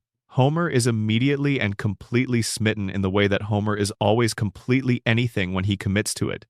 With his full self, without reservation, without the kind of strategic restraint that more socially sophisticated people apply to the early stages of romantic interest, he pursues Marge. She is initially uninterested, her attention pulled toward her feelings for her French teacher, a man who is charming and intellectually engaging in the ways that Marge, even at 17, responds to. Homer, recognizing that he is losing, and that his losing is a function of not being the kind of person Marge would naturally choose, devises a strategy. He offers to tutor her in French. He does not speak French. He manufactures the context of the tutoring sessions to create proximity and the appearance of the intellectual engagement she values. He performs, over a series of lessons, a version of himself that is slightly more than what he actually is, and he does this while genuinely loving her, which is what makes it legible as romantic rather than manipulative, but which does not make it any less of a deception. When Marge discovers the deception, she is angry. The episode handles her anger with honesty and does not rush to reassure the audience that the anger is unfounded. It is founded. Homer deceived her. He manufactured a context that was not real in order to spend time with a person who had not chosen to spend time with him. This is, examined without the romantic lighting of the episode's aesthetic, a form of manipulation. Well-intentioned, performed with genuine feeling, but still a fabricated context presented as authentic. The episode resolves through the classic mechanism of romantic comedy, a grand gesture on prom night, that the sincerity of overcomes the memory of the deception. Homer arrives in a rented tuxedo. They dance. The warmth of the moment absorbs the complicated history of how they arrived at it. This is the template. This is the origin story of the Simpsons marriage. And embedded in the origin story is the template for a pattern that the show would revisit repeatedly across its run. Homer doing something that hurts Marge or betrays her trust, Homer performing sincerity and warmth in the aftermath, and Marge accepting the performance because the underlying love is real even when the behavior surrounding it is not. The pattern is not unique to their relationship. It describes a great many long-term partnerships. But the show introduced it as the foundation, the thing the marriage was built on, and the weight of that introduction hangs over every subsequent instance. Their love is real. Their love has always been real. And their love was also built, in part, on a lie that Homer told when he was 17. The lie worked. The love is real. Both of those things are true simultaneously, and the show has never been dishonest about it. Bart Gets an F, Season 2, Episode 1, 1990. This episode aired as the Season 2 premiere at the peak of the show's early cultural dominance. It was carrying the full weight of expectations attached to being the most watched program on American television, and the show produced, in response to those expectations, an episode about a 10-year-old boy failing a test. The precision of that choice is worth pausing on. At the moment of its maximum commercial importance, the show decided to spend its season premiere on the specific, unglamorous interior experience of a child who cannot pass a history exam. Not because the child is stupid, Not because the child has not tried, because the specific cognitive and attentional architecture of this particular child does not interface well with the specific format in which school has decided to measure intelligence. Bart is not stupid. The show has always been clear about this, even when the show is using Bart's academic failures for comedy. He is intelligent in the ways that the show has established he is intelligent. He is perceptive and quick, and socially sophisticated and creative in the specific improvisational way of someone who has learned to think on his feet, because thinking on your feet is what the context requires. These are real forms of intelligence. They are simply not the forms that the history test is measuring. The night before the test, Bart prays. He gets on his knees in the dark of his room, and he talks to God in the specific, vulnerable way of someone who has exhausted every available secular option and arrived at the end of them. He asks for a snow day. One more day. Just the one. He is not asking to be permanently exempted from the test or from the consequences of his academic history. He is asking for 24 more hours, which is not nothing when you are 10 years old and your entire social and family life is organized around a single piece of paper that you cannot make yourself care about enough to retain. He gets the snow day. And he uses it. He actually studies. He actually sits at the desk and works through the material and tries to push it into the part of his brain that will still hold it in the morning. He does the work, and he goes to the test and he fails anyway, by 1 point. He studied, he tried, he did the thing he was supposed to do, and it was not enough. The scene at Miss Hoover's desk, Bart receiving his failing grade and breaking down, is one of the rare moments in the show's history where the comedy is entirely suspended. Bart cries. Not in the performed way of a character experiencing crying for comedic effect. In the way a child cries when they have genuinely tried and genuinely failed and the failure lands with the specific weight of confirmation. This is who I am. This is what trying gets me. This is the ceiling. He is saved by a piece of incidental information he absorbed from a conversation with Miss Hoover.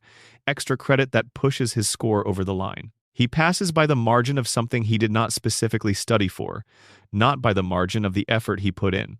And the episode allows Bart to feel both things, the relief of passing and the complicated knowledge that his effort, his genuine sustained effort, was insufficient on its own.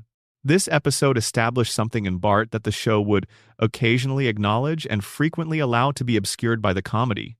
Behind the rebellion and the deflection and the performed indifference, there is a child who wants to be good at things in the ways that matter to the world around him and cannot consistently make that happen.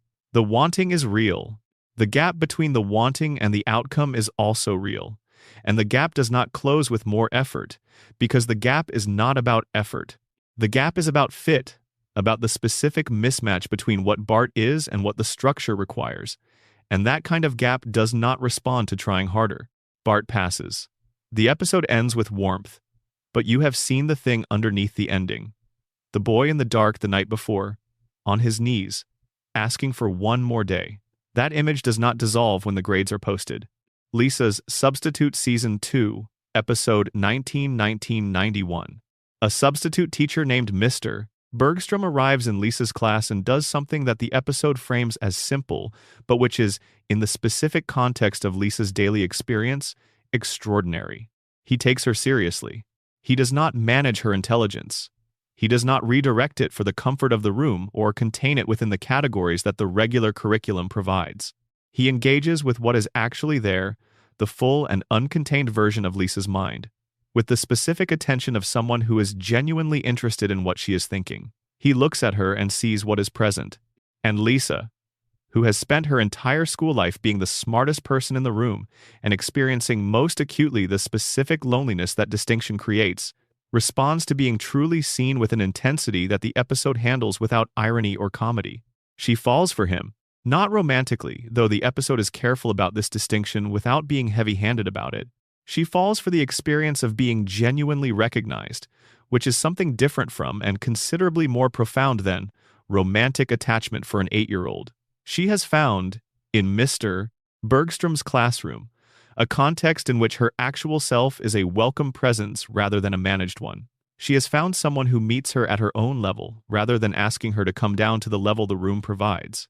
He leaves. He is a substitute teacher. The regular teacher returns. The window closes. And Lisa asks him, before he goes, what she should do. what she is supposed to hold on to. He writes something on a piece of paper and gives it to her and gets on the train. She unfolds it at the platform as the train departs. It reads, "You are Lisa Simpson." That is the entire message. Not advice about how to navigate Springfield or how to manage her intelligence in a context that does not accommodate it, or how to maintain her commitment to things in the face of a community that rarely rewards it.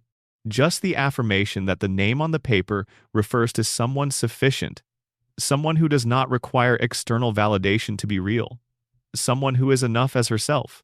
She stands at the platform alone. The train is gone. The message is in her hand. The episode ends with her at home, in the ordinary evening that has resumed. Her father on the couch, her brother at the table, the familiar noise of the house filling the space where the extraordinary connection was. The show cannot resist a soft ending.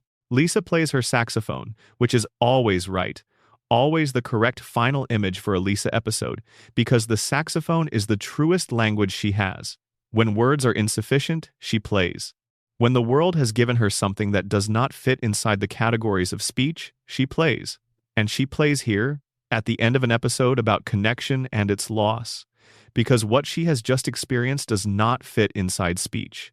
This episode did something to Lisa's story that subsequent seasons would need to reckon with, whether they acknowledge the reckoning or not. It established the specific shape of her loneliness with complete clarity. She is the kind of person for whom Springfield will almost never be enough, and she knows it, and she carries the knowledge of it the way you carry something that is too large and too specific to put down. Mr. Bergstrom showed her what enough would look like, and then he left. And she is 8 years old. And the floating timeline means she will be 8 years old forever.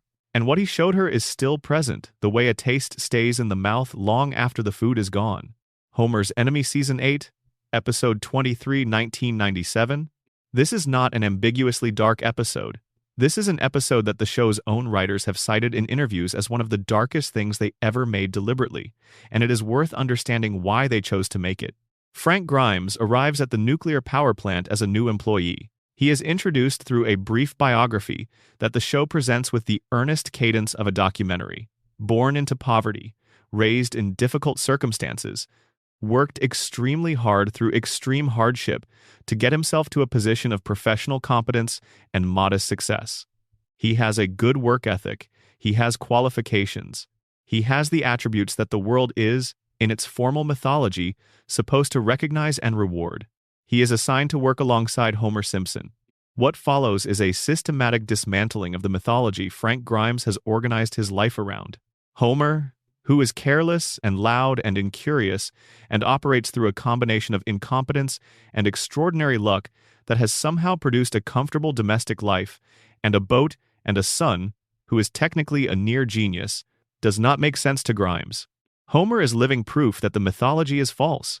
Everything that Grimes sacrificed to achieve what Homer possesses by accident and negligence calls into question the entire framework in which the sacrifice made sense. Grimes tries to expose Homer.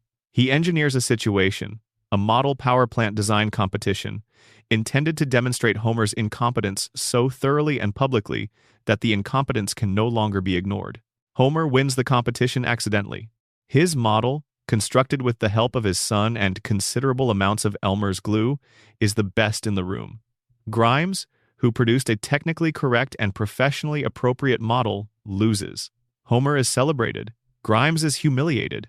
Grimes suffers a complete psychological break. He begins behaving the way Homer behaves, eating Homer's food without asking, ignoring safety protocols, operating with the cheerful impunity that Homer has always operated with, and then he grabs 2 live electrical wires and electrocutes himself. And he dies, in front of his co-workers, in the power plant, after a speech about how the world does not make sense. His funeral is a quiet affair. Homer, who has been attending with the decorum the occasion technically requires, falls asleep in his pew and says something funny in his sleep. And everyone at the funeral laughs. And the episode ends. The show has never produced a more direct and unsparing portrait of the gap between how the world is supposed to work and how it actually works in Springfield. Frank Grimes followed every instruction the meritocracy provided. He did everything correctly. He lost to a man who did nothing correctly and who does not know he has lost anything. The episode is not funny in the usual sense. It is funny in the way that things are funny, when they are also deeply true and the truth is uncomfortable, when the laughter is the response not to pleasure but to recognition of something you would prefer not to recognize. The audience laughs at Homer's funeral quip because it is exactly what Homer would do, and because Homer doing exactly that in this context is also exactly the condition that Frank Grimes died believing was insane. The laughter confirms Grimes's thesis. The world Homer operates in is genuinely insane by the standards of the world Frank Grimes believed in. And the world Homer operates in is the world.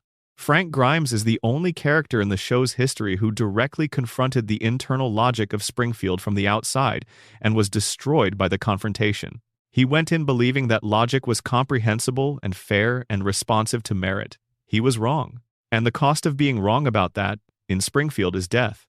Behind the Laughter Season 11, Episode 22, 2000. The episode is a mockumentary about the Simpson family as a television phenomenon, styled after the behind-the-music VH1 format that was at the peak of its cultural saturation in 2000.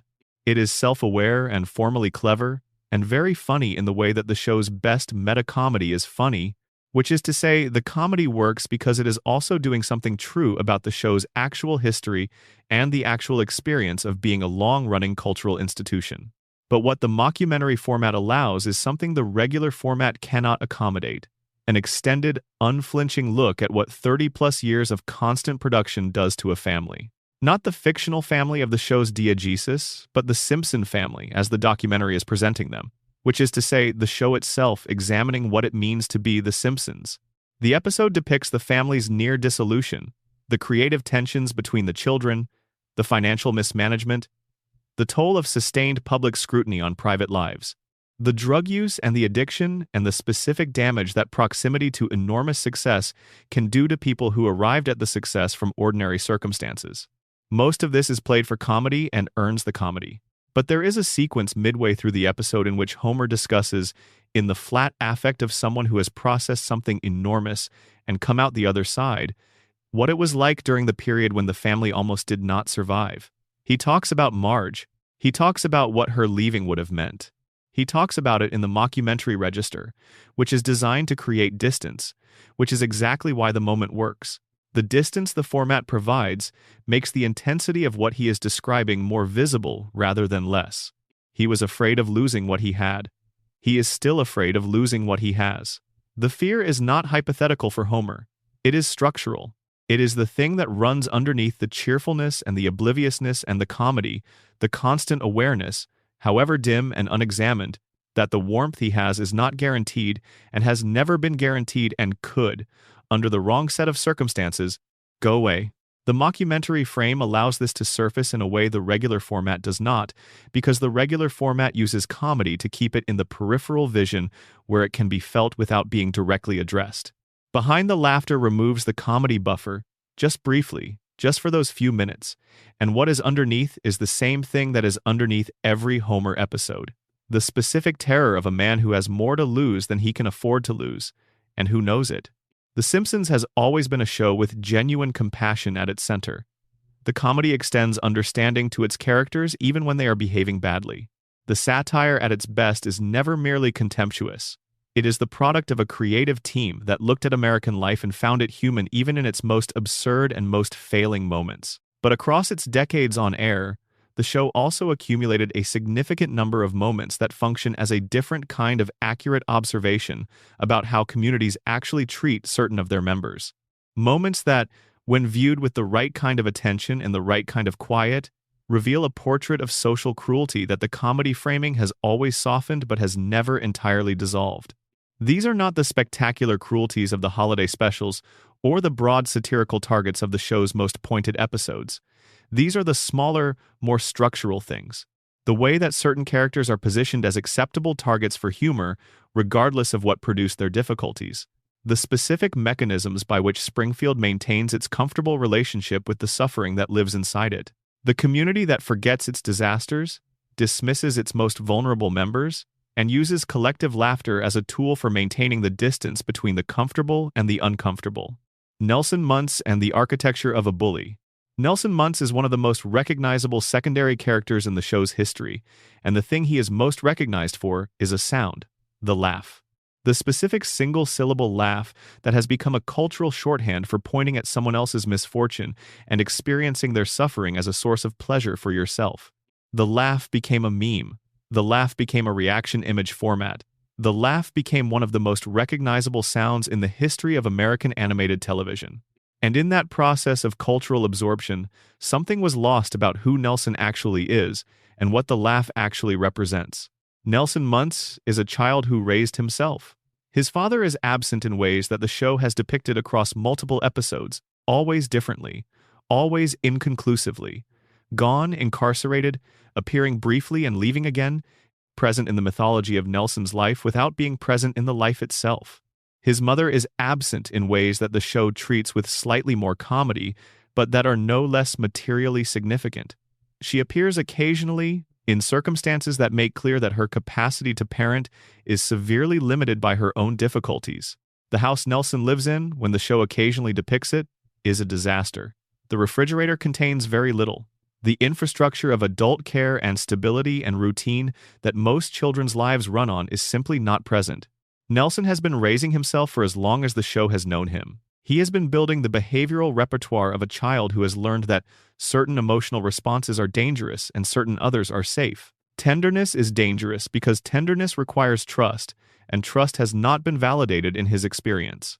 Vulnerability is dangerous for the same reasons. The laugh is safe. The laugh establishes dominance. The laugh says, I am the one doing the laughing. I am not the one being laughed at. And in a social world where the laughers have power and the laughed at do not, establishing yourself as a laugher is a form of survival. Nelson's cruelty is legible, when you look at it from this angle, as a survival strategy developed by a child who was not given better options. He is not cruel because he is constitutionally inclined toward cruelty. He is cruel because the environments that produce better options, stable caregiving, economic security, adults who model emotional range without threatening the child's safety were not available to him. He made what he could from what he had. The laugh is what he made. The show has always known this. The episodes that deal with Nelson's home life are not played entirely for comedy. They are played with a kind of bleak accuracy about what inadequate parenting actually produces. But the show has also consistently used Nelson's situation as a source of comedy in ways that work precisely because the audience has not been asked to hold the source of the comedy in mind while laughing. The laugh is funny. What produced the laugh is not. The distance between those two things is one of the more precise measurements of how entertainment manages its relationship with suffering. Barney Gumble and the beer Homer gave him. Barney Gumble has been Homer's best friend since the beginning of the series. He has also been, since the beginning of the series, a man in the full grip of alcohol dependency, a man whose daily life is organized around the specific compulsion that the show has consistently deployed as a source of physical comedy and social observation. The backstory, which the show revealed in the flashback episode Homer vs. Patty and Selma and has returned to across various later seasons, is this. Barney arrived at Springfield University as a young man with academic potential and evident direction. He was, in the specific before the addiction sense, someone with options. He had intellectual capacity. He had the kind of trajectory that young men with intellectual capacity are supposed to have. He was, in the assessment that the show provides through implication rather than direct statement, going somewhere, and then Homer, on the day before his own entrance examination, nervous and uncertain and reaching for something to manage the anxiety, offered Barney a beer, his first beer. Barney drank it, and Barney discovered, in the specific way that certain people discover certain substances, exactly what he had been looking for, without knowing he was looking.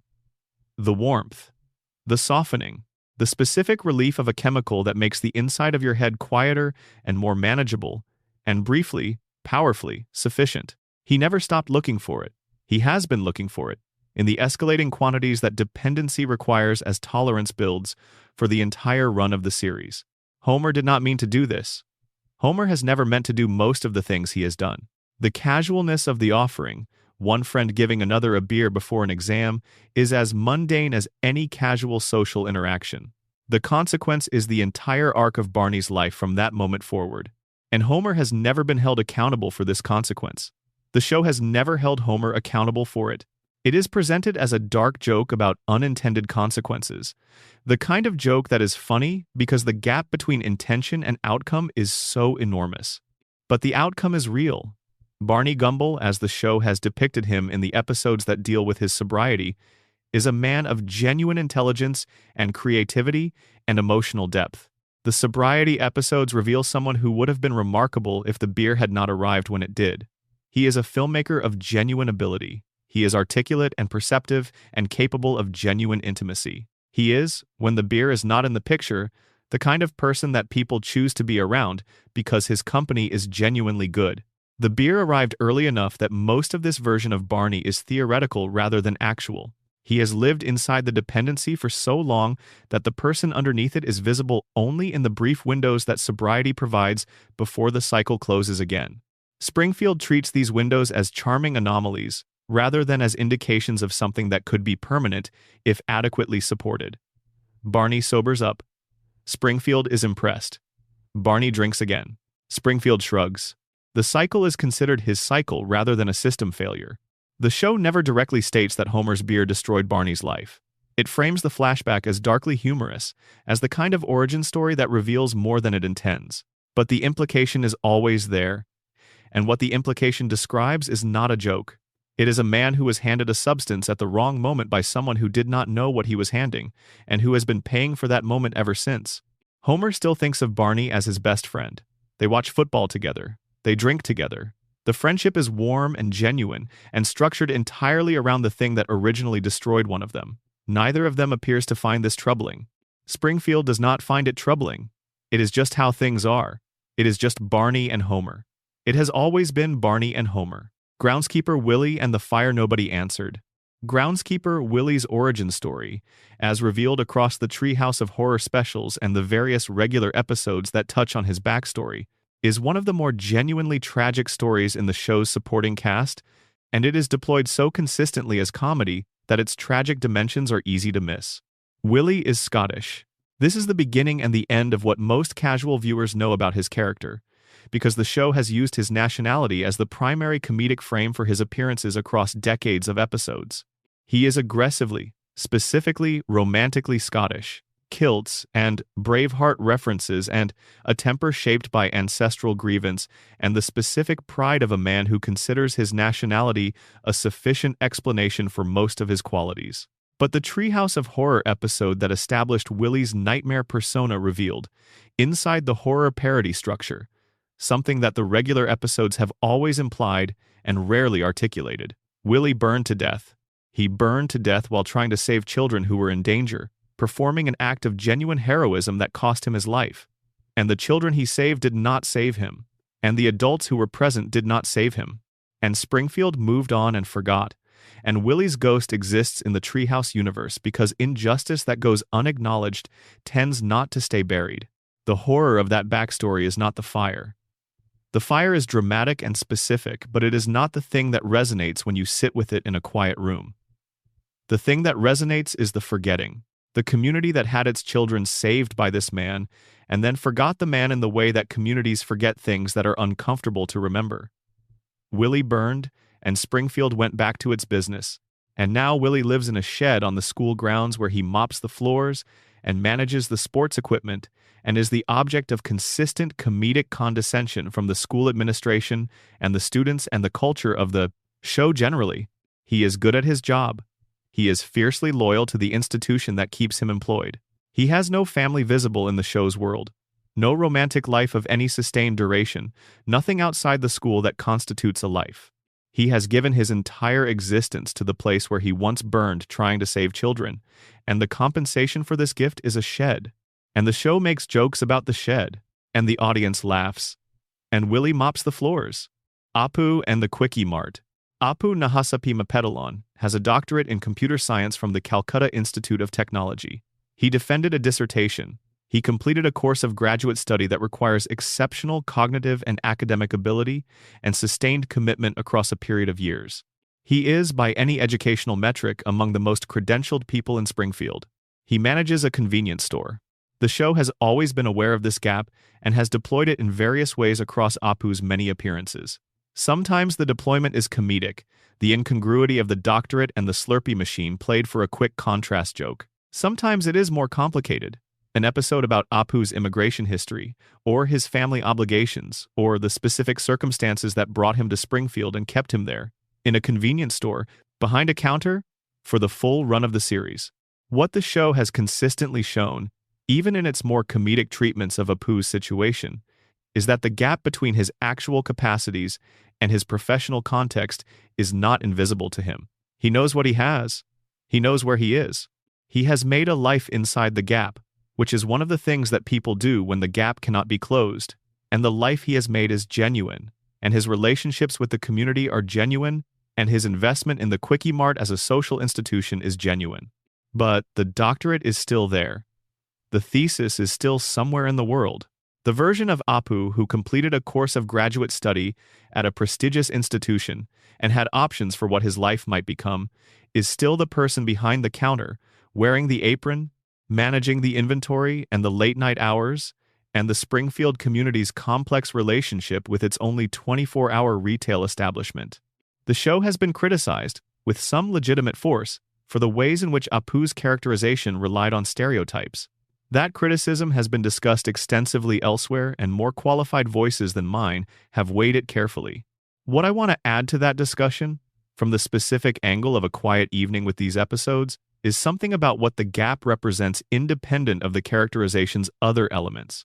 The gap between what Apu is and what his daily context requires of him is one of the show's most precise observations about what immigration and economic necessity and the specific pressures of building a life in a place that was not designed for you actually produce.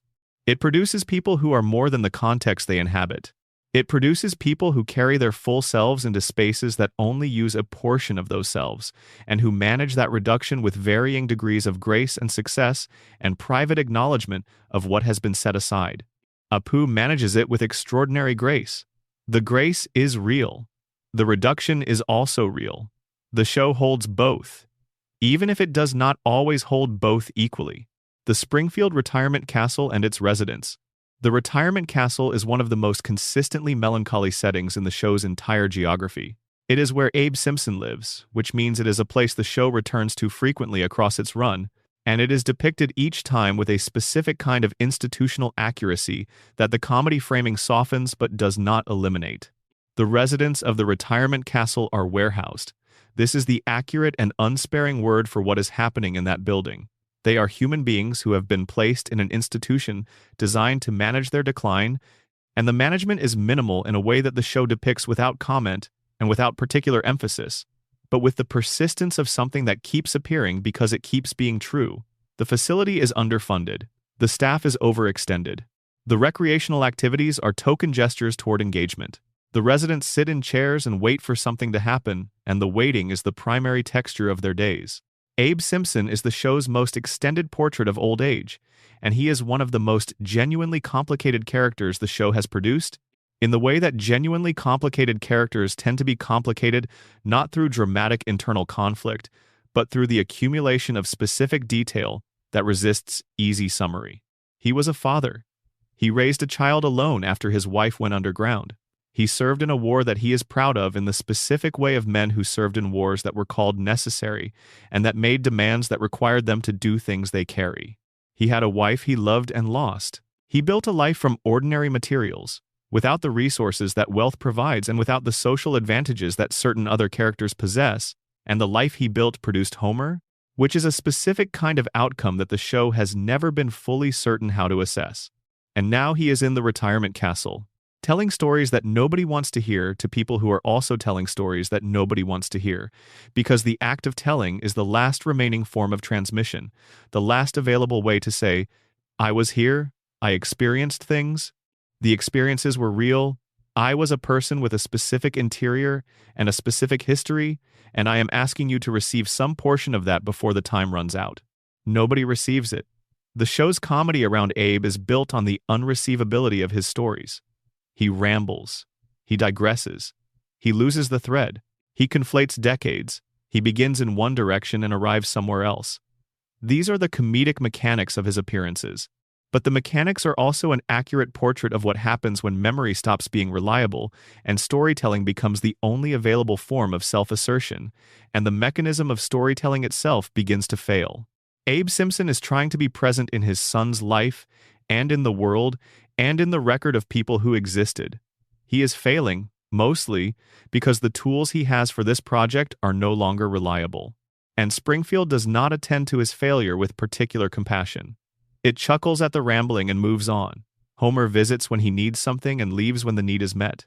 The retirement castle waits, patient and underfunded, for whatever happens next. The episode Old Money, in which Abe falls in love with a woman named B. Simmons at the retirement castle, and she dies before they can do anything meaningful with the connection, is the show's most direct engagement with the specific grief of late-life loss. Abe has found someone. He has found the specific warmth of a person who understands him and enjoys his company, and who represents, at this late stage, the possibility of something that is not the retirement castle and its patient waiting. And she dies. She dies of old age, which is the correct thing to die of when you are in a retirement castle, but which is nonetheless devastating in its timing, in the specific cruelty of arriving and departing just quickly enough to leave the outline of what might have been. Abe's grief in this episode is not played primarily for comedy. It is allowed to be what it is. And what it is the grief of a man who has been losing things for a very long time, and who has run out of the emotional surplus that makes losses bearable. The episode resolves with Abe deciding to use B's inheritance for the benefit of the retirement castle community, which is warm and tonally correct and does not fully dissolve the weight of what preceded it. He goes back to his chair. The community is slightly improved. The waiting continues. There is a category of Simpsons episode that is filed, officially and in the cultural memory, as comedy. The critical consensus is comedy. The fan reception was comedy. The episode has jokes throughout, and the jokes land, and the timing is correct, and the construction is clean, and by every conventional measure of the medium it qualifies as comedy.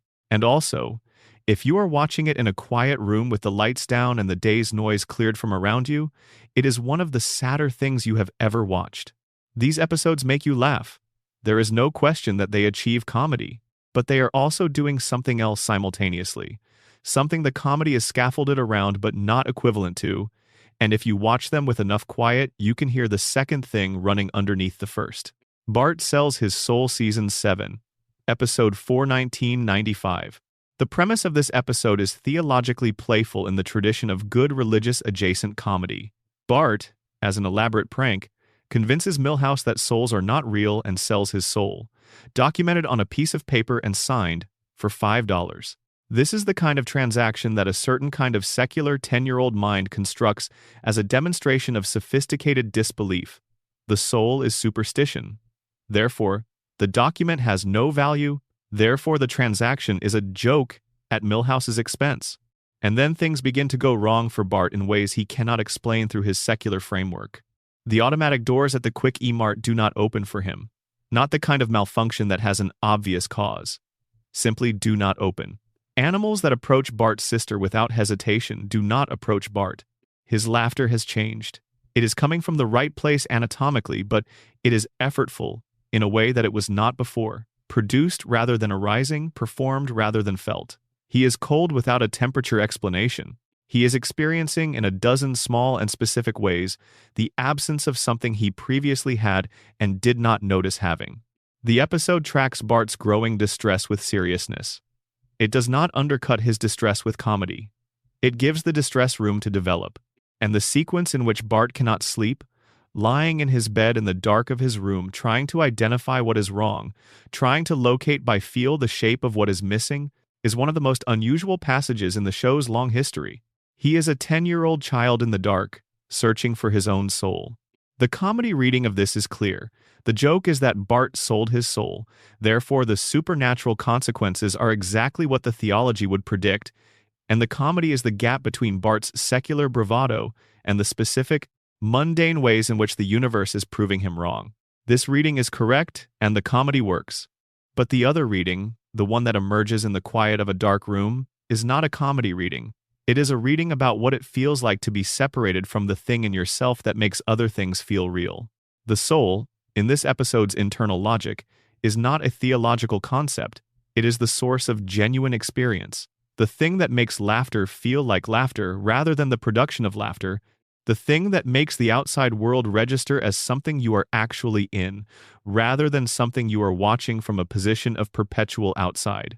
And Bart, having sold it for $5 and a joke, is experiencing what it feels like when that registration goes quiet. This is a portrait of a specific kind of dissociation, wearing the costume of theology, deployed inside a comedy format. The portrait is accurate. The dissociation it describes, the experience of going through motions that once felt real and finding them suddenly mechanical, the automatic doors not opening where they used to open, the animals not approaching, the laughter not arising, is a recognizable interior experience wearing a supernatural costume. Bart gets his soul back through Lisa, who uses her own allowance to repurchase the document from Milhouse. The warmth of the resolution is real. The sibling love is real. But the episode has spent its entire middle section inside an interior experience that the warmth of the resolution does not undo. Bart sold his soul. He experienced its absence. He got it back. And the show moves on to the next episode. But the episode has shown you something real about what it means to lose the thing that makes experience feel like experience. And that image, Bart in the dark, reaching for something that should be there, and finding the space where it was, stays with you in the way that real things stay. Round Springfield Season 6, Episode 22, 1995. Bleeding Gums Murphy dies in this episode, and the show handles his death with a care and directness that it does not always bring to the deaths of its secondary characters. Bleeding Gums has appeared rarely across the show's run.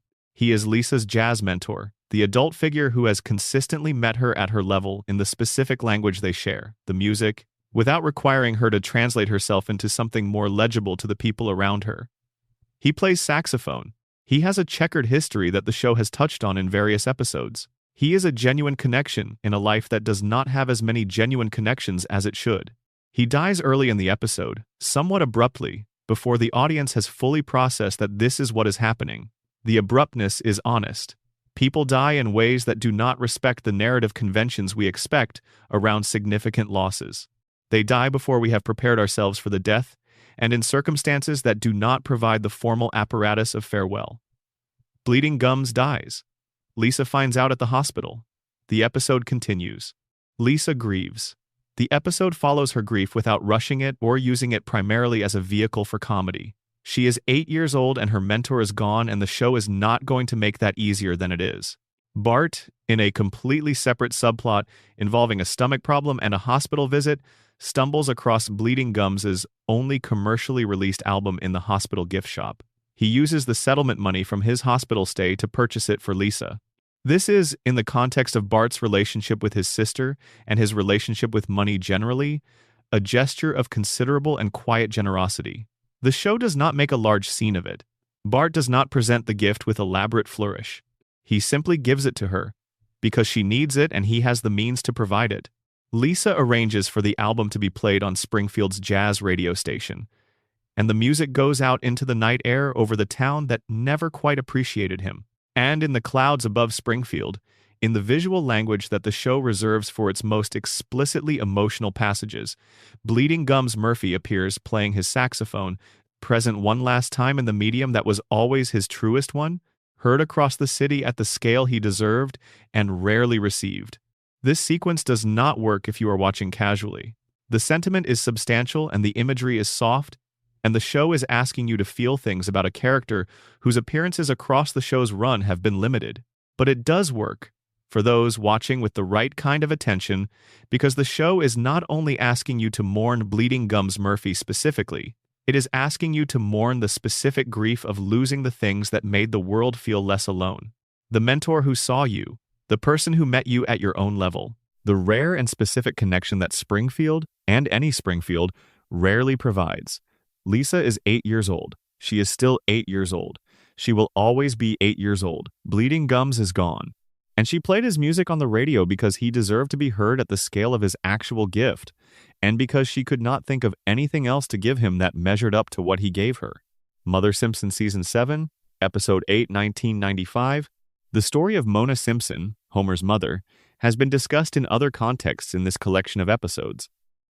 But the episode itself, the specific texture of it as it unfolds from beginning to end, deserves extended attention as one of the show's most formally and emotionally accomplished hours. The backstory. Homer's mother has been absent for 27 years. She did not die, as Homer was told. She went underground, a fugitive from a federal warrant that Mr. Burns had arranged in retaliation for her activism against his biological weapons facility. Homer grew up believing she was dead. He grew up carrying the specific wound that motherlessness leaves in a child who has been told the wound was final, unambiguous, closed. Homer discovers she is alive through a municipal records error triggered by an unrelated comedy plot. He finds her at a cemetery visiting what she believes is his grave. She does not recognize him immediately. He is not the child she left. He has become, in her absence, the person that his particular combination of genetics and environment and the specific deprivations of her absence produced. He is Homer, and he stands in front of her and proves who he is, and she looks at the person her son became without her, and the episode does not flinch from what this moment is. What follows is one long afternoon and evening of being a family. A tentative, carefully handled, extraordinarily warm passage of simply being together in the way that families are together when the time is ordinary, and the being together is allowed to simply be that without performance or ceremony. They sit at the table, they talk, Homer shows her the house and the children and the ordinary specificity of the life he has built. The episode is careful with this passage. It does not melodramatize it. It does not use it primarily as an emotional pivot point from which dramatic climaxes will emerge. It lets it be ordinary, lets it take the time it takes, lets the warmth accumulate without rushing it toward the crisis that is coming. Burns spots her through a cab window. The authorities are called. Mona has to go.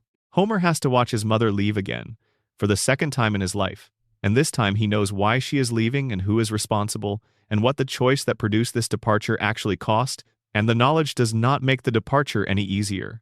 It makes it more specifically painful. The goodbye is not dramatic. The show understands that the most devastating goodbyes are rarely dramatic. They are quiet, in the way of two people who have already felt the worst of what they are about to feel and who are now simply in the fact of it together, present with each other until the present ends. And then the car is gone, and Homer is in the driveway. And the episode ends with one of the most sustained and honest final images the show has produced. Homer on the curb in the dark, after the car has gone, in the specific stillness of a man who has just experienced something he did not know how to prepare for and has no immediate framework for processing. He sits there. The camera sits with him. No joke, no reset, no comedic recovery. Just a man on a curb after his mother left again, in the dark of his own driveway. The show earned this ending completely. It earned it through the specific patience and care it brought to the episode's middle passage, letting Homer and Mona simply be together in the ordinary way, so that the loss of that being together is not abstract or theatrical, but specific and weighted with everything the ordinary passage established. Homer gets up eventually. He goes inside. The next episode, he is Homer again. The reset button does what it does, but the curb remains. The specific weight of that image remains. And every subsequent episode in which Homer is at work or on the couch or strangling Bart or eating donuts carries, for those who watched it, the faint pressure of the man who sat on the curb in the dark after his mother's car disappeared. Lisa vs. Malibu Stacy Season 5, Episode 14, 1994. Lisa purchases a Malibu Stacy doll and discovers, upon activating the pull-string mechanism, that what the doll says is not what Lisa was expecting. The doll says things that Lisa objects to, things about shopping and boys and the advisability of not thinking too hard. And Lisa objects to them in the specific way that she objects to things, completely, with the full commitment of her actual moral intelligence applied to the thing she has decided is wrong. She campaigns against the doll. She researches its history. She finds the doll's original designer, an elderly woman who was removed from the company she built and who has been living in quiet obscurity, forgotten by the culture that her creation shaped. Together they design an alternative, Lisa Lionheart, a doll that says different things, things that Lisa considers worth saying. Things about the value of learning and the pleasure of intellectual engagement, and the legitimacy of caring about more than shopping and boys. The alternative doll is released. There is a brief period of genuine excitement and enthusiasm, and then Mattel, without particular malice or strategy, simply releases a new version of Malibu Stacy with a slightly different hat, and the market moves toward the hat. And Lisa Lionheart is left on the shelf. The episode ends with Lisa and the original designer in the toy store, watching the minimal sales of their doll against the overwhelming commercial success of the hat variant. And the designer, played with gentle gravity by the voice acting, says something that the episode allows to simply sit without undercutting it. It was still worth making. The fact that it was ignored does not mean it should not have existed. One girl somewhere bought it. One girl somewhere has a doll that says something different. Lisa looks at the one doll sold on the shelf, looks at it. The episode does not tell you what she feels. It lets you read her face, which the animators have given the specific quality of someone integrating something they did not want to have to integrate. This is the episode where Lisa Simpson learns the specific lesson that her particular kind of person tends to have to learn in one form or another, and at one age or another. That being right and being listened to are not the same thing. That the most carefully constructed argument, the most rigorously designed alternative, the most honest and well-intentioned replacement for the thing that is wrong, can be simply ignored by a market that has decided it prefers the hat. This lesson tends to arrive early for people like Lisa. It arrives early and it is expensive.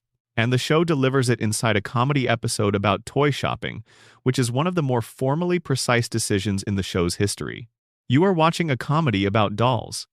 You are also watching a brilliant 8-year-old learn that the world does not particularly reorganize itself around the quality of your argument. That is not a comedy lesson. That is one of the hardest lessons that brilliant 8-year-olds have to learn, and the show delivers it in the middle of a joke about a hat, and both are true simultaneously. Charles Montgomery Plantagenet Schicklgruber Burns, owner of the Springfield nuclear power plant, employer of Homer Simpson for longer than most of Springfield's residents have been alive, keeper of a $1 trillion bill stolen from the United States government during World War II, survivor of every illness known to medical science, simultaneously present in his body, collectively unable to kill him. Approximately 100 years old, and perhaps considerably older, the show has deployed Burns primarily as its most reliable satirical target. The cartoon robber baron, the operatically evil rich man, the employer who cannot remember his employee's name despite decades of service, the billionaire who literally tried to steal the sun from a town that depended on it for warmth and agriculture and life. This Burns is a comedy construction, the logical extreme of a real human type rendered into a form that can be seen clearly because it is drawn larger than life and placed inside a cartoon. But underneath the comedy construction, across the full accumulated weight of 36 seasons of Burns episodes, there is a portrait of something that the comedic scale obscures rather than reveals. A portrait of what happens to a person who has had everything they wanted, including the power to take the things they could not obtain through ordinary means, for longer than most human lifespans allow. A portrait of what a century of unchecked power does not only to the people in its shadow but to the person at its center. Rosebud Season 5, Episode 4, 1993. The Citizen Kane parallels in this episode are acknowledged from the beginning, and the episode is confident enough in its own construction to deploy them without apology. Burns has everything. He has always had everything. The wealth predates him. He inherited an empire already built and has spent a century extending and defending it. The power is institutional, permanent, structural. The comfort is complete. He cannot find his childhood teddy bear, Bobo. The bear was taken from him when Burns was a young child, and his family, wealthy beyond the scale of conventional ambition, gave him away to become wealthier still. He was a child who had a bear and a childhood, and then was handed to wealth and power and the specific coldness of a life organized entirely around acquisition. And the bear is the thing on the other side of that transition, the object that represents the last moment before the cold, the last thing that was simply comfort without strategy. Burns has been looking for Bobo for a very long time. The search is not rational. Burns is, in most contexts, the most ruthlessly rational person in Springfield. But rationality has nothing to do with the bear. The bear is not rational. The need for the bear is not rational. It is the need of a very old man for a piece of the very early life that was replaced before he was old enough to understand it was being replaced, and the need has been present for over a century and has not become smaller with time or success. The bear has ended up with Maggie Simpson, and Burns attempts, with the full apparatus of his wealth and power and institutional reach, to recover it. He is willing to do things that are by any reasonable measure disproportionate. Cut off the city's power, threaten livelihoods, exercise the kind of coercive authority that makes Burns's Springfield viable as a satirical target precisely because it is not entirely unlike the real exercise of real institutional power on real people. And underneath all of this, underneath the Citizen Kane parody and the satirical deployment of robber baron excess, is an old man who misses his childhood, who has been missing his childhood for longer than most people live, who has accumulated an empire of things and cannot use any of it to purchase the thing he actually wants, which is the feeling that existed before the empire, before the cold, before the century of acquisition, and the management of everyone around him into something he can use. Maggie gives up the bear willingly. She does not need it the way Burns needs it. And Burns holds Bobo, and for a moment the episode lets him simply hold it.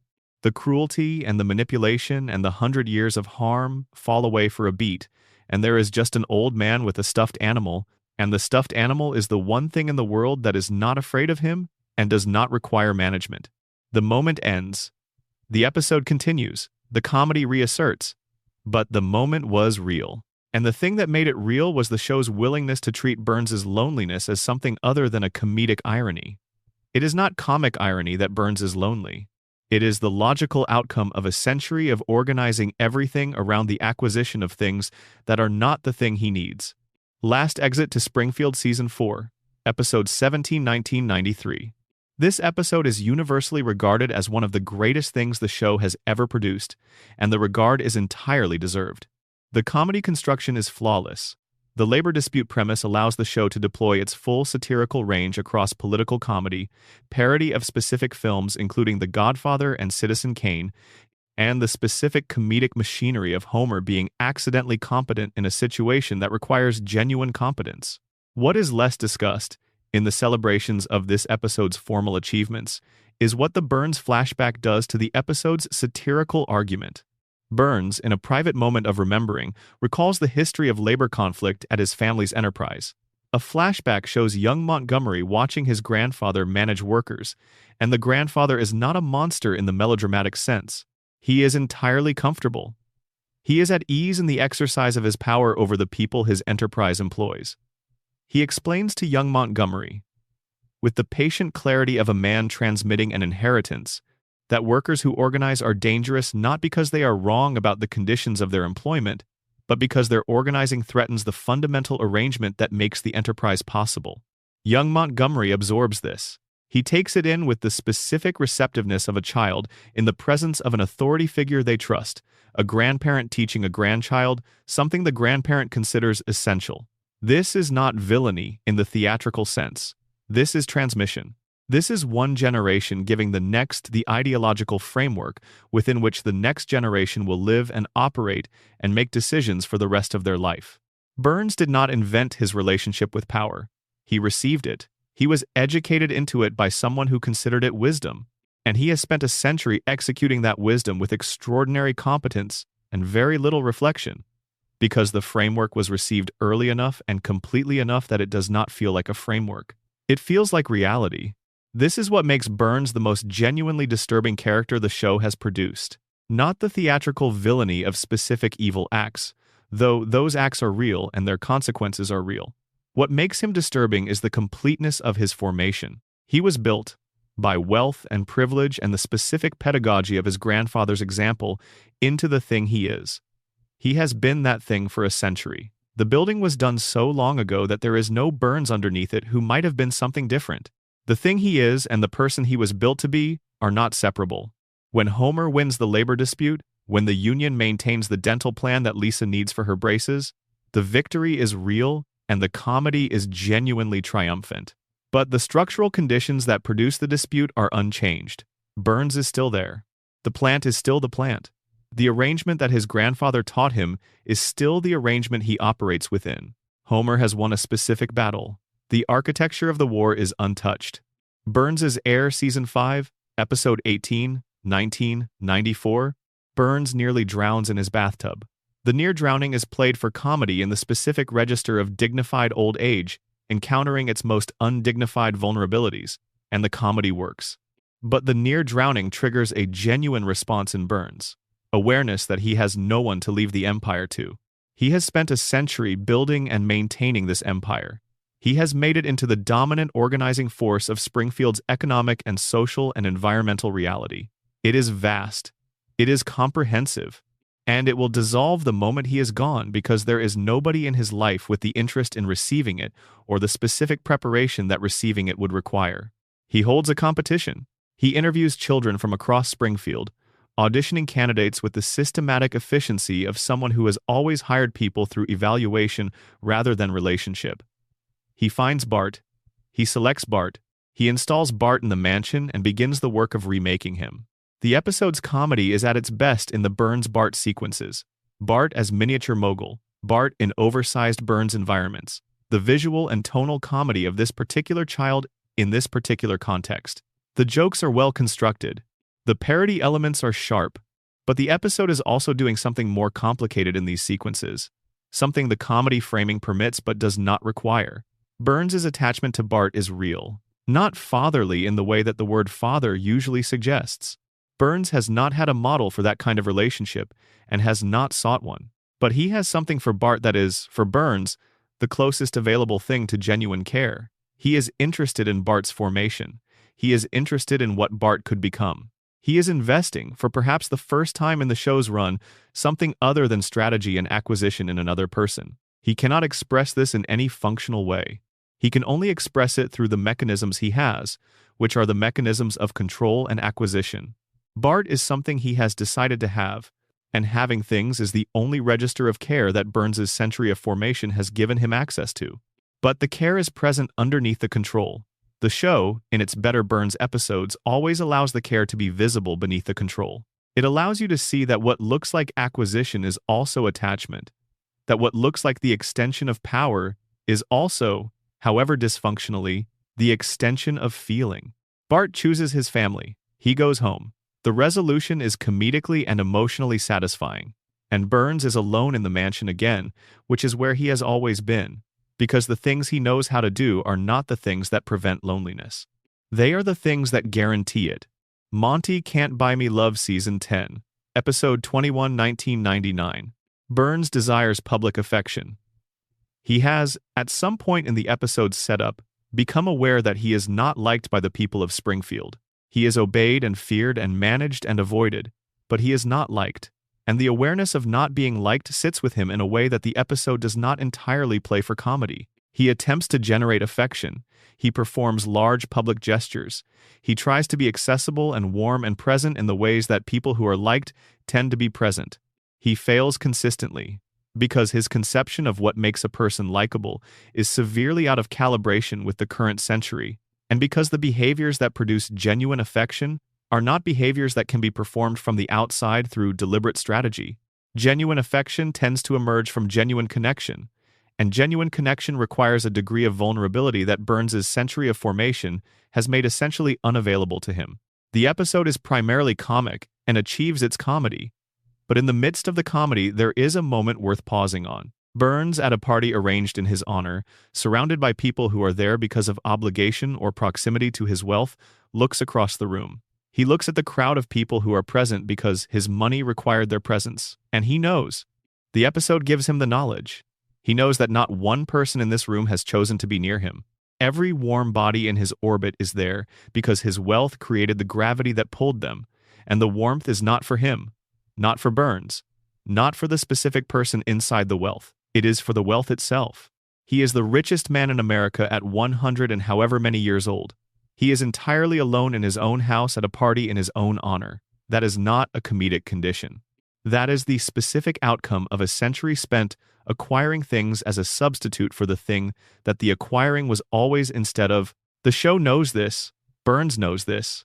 The party goes on, and Burns stands in the middle of it, surrounded by the proof of everything he has accumulated, holding the specific loneliness that only someone who has everything can hold. The loneliness of having discovered that having everything is not the same as having what matters. Bart Simpson is perhaps the most extensively analyzed character in the show's history, and yet also, in a specific and important way, one of the least understood. The cultural shorthand for Bart is accurate as far as it goes: rebellious, undisciplined, reckless, gleefully indifferent to the consequences of his actions. a 10-year-old boy who has constructed an identity around the refusal to comply with what adults, institutions, and the social contract generally require of him. This characterization is real. It is not a misreading or a surface-level reduction. Bart is genuinely all of those things. But characterizations that are accurate in one dimension can be profoundly incomplete in the other dimensions they do not attend to. And the Bart that the show has assembled across 36 seasons of episodes that occasionally slow down enough to let him be still is a considerably more complicated person than the cultural shorthand contains. When the noise stops, when the constant motion and provocation and performance that Bart deploys as his primary social weather system settles for a moment, what surfaces is something that the show has always known was there and has always protected from direct exposure by surrounding it with comedy. Something that, in the quiet of a late evening watching these episodes, becomes impossible to miss. Bart the Lover Season 3, Episode 16, 1992. The surface plot. Bart, serving detention, discovers that his teacher is engaged in correspondence with a romantic prospect via the personal ads. He intercepts the correspondence and begins writing letters to her himself, pretending to be the man she is corresponding with. The comedy of this is in the deception mechanics and the increasing complexity of maintaining the fiction. But the episode does something unexpected with Bart's letter writing that elevates it well above the premise. Writing as someone else gives Bart access to an emotional register that his own persona does not permit. The letters he composes for the fictional man are warmer, more articulate, more genuinely tender than anything Bart Simpson would ever allow himself to say as Bart Simpson. They express care and attention, and the specific syntax of someone who has looked at another person carefully enough to know what they need to hear. These are things Bart is capable of. The episode establishes this clearly. He has these qualities, this emotional intelligence, this capacity for warmth. He simply cannot access them as himself. He can only access them from behind the distance of a fictional identity. The episode deploys this primarily as comedic material, which is appropriate for its format, but the implication runs further than the comedy does. Bart Simpson has learned, through the specific education of his particular childhood in his particular family in Springfield, that certain emotional registers are not available to him as himself. Warmth, tenderness, the direct expression of care, these are not tools his social persona allows. His social persona is built around the proud refusal of those registers, around the performance of invulnerability that keeps the world at a specific, comfortable distance. The distance is protection. The protection is real. But it is also a cost. The cost is that Bart Simpson can be warm and tender and emotionally articulate only when he is pretending to be someone else. The version of him that can write those letters is real. It is him, and it cannot speak as him. The episode resolves through the comedy mechanics, and Bart ultimately helps Miss Hoover construct a genuine and honest communication with her correspondent. The resolution is warm and satisfying. But what the episode has demonstrated, quietly and without putting direct language to it, is that Bart's social armor is not identical to Bart. There is more inside the armor than the armor shows, and the more is not available as Bart. It can only speak in borrowed voices. Separate Vocations Season 3, Episode 18, 1992. A school aptitude test assigns Bart a future in law enforcement and Lisa a future as a homemaker. The episode uses this inversion of expectations as a vehicle for exploring both characters outside their established roles, and what it discovers in the process is more interesting than the comedic premise would strictly require. Bart, functioning as a hall monitor in collaboration with the Springfield police, is genuinely good at law enforcement. The aptitude test was not wrong. He has the observational acuity, the social intelligence, the instinctive understanding of how authority functions and where it is vulnerable, and the specific kind of attention that distinguishes good police work from bad police work. He is perceptive. He reads situations and people accurately. He anticipates behavior in ways that require a genuine understanding of human motivation. These are qualities he has. They have always been present. In the regular context of his school life, they are deployed in the service of evading authority rather than exercising it, because the regular context of his school life provides no legitimate channel for these qualities. The aptitude test found a channel, and in the channel, Bart is not just tolerated, he is effective. He is someone who is good at a specific thing, acknowledged as good at that thing, given the responsibility that comes from being good at it. He is happy in a way that the show does not often allow him to be. Not the manic, performed happiness of successful mischief, which is the happiness the audience most associates with Bart. A quieter and more sustainable happiness. The happiness of someone who has found the specific fit between their actual qualities and a role that requires those qualities and is permitted to inhabit that fit. Lisa, in the parallel storyline, experiences the liberation of stepping outside the specific demands of her assigned role. She steals the teacher's gradebook. She undermines the academic order that has always been her primary domain. She discovers something in the rebellion that she finds genuinely seductive. The freedom of not being required to be the responsible one, the smart one, the good one, the one who is always performing excellent judgment for an audience that has come to take the performance for granted. She is good at rebellion in a way that surprises her and the episode. The qualities that make Lisa Lisa are not absent in the rebellious mode. They are simply being applied in a different direction, and the application is effective. The episode resolves with both characters returned to their assigned positions. The test results are dismissed. The aptitude recommendations are set aside. Bart goes back to being the problem student. Lisa goes back to being the model student. Springfield resumes its familiar organization. But the episode has shown you that the organization is not inevitable. It is conventional. Bart is in the wrong role. Lisa is in the wrong role. The roles were assigned by a combination of early behavior, family expectation, peer environment, and institutional habit, rather than by any process that examined who they actually are. They have both been shaped by their roles more than the roles have been shaped by them. And the shaping, however complete it appears from the outside, is not the same as identity. They can be other things. The episode proved this. And then it put them back where they were. Bart on the Road Season 7, Episode 2019-96. The road trip episode. Bart and his friends, using a fraudulently obtained driver's license, embark on an unsupervised spring break journey that goes, in the classic road comedy tradition, significantly wrong. The comedy is in the escalation of the disaster, the improvised problem-solving, the specific chaos of 4 unsupervised pre-adolescents in a rented car far from home. But there is a passage in the episode's final third that is not a road comedy passage, and it is the passage that stays with you. Bart calls Homer from Tennessee. The trip has gone seriously wrong. He is genuinely in trouble, the kind of trouble that requires adult intervention, the kind of trouble that cannot be solved through the usual Bart mechanisms of improvisation and brazen confidence. He needs help. He is calling his father to ask for help. But Bart cannot ask for help directly. The direct request for help, the plain acknowledgement that he is out of his depth and afraid and needs someone to come get him, is not something that the social architecture of his persona allows. He has spent 10 years constructing himself as the person who does not need help, who does not ask for it, who is perpetually the agent rather than the object, the person doing things rather than the person to whom things are being done. Asking directly for help would require a kind of vulnerability that the construction cannot accommodate. So he calls Homer and talks around it. He frames the conversation as something other than what it is. He provides Homer with the information necessary to understand the situation without directly naming what the information means or what response it should generate. And Homer hears it.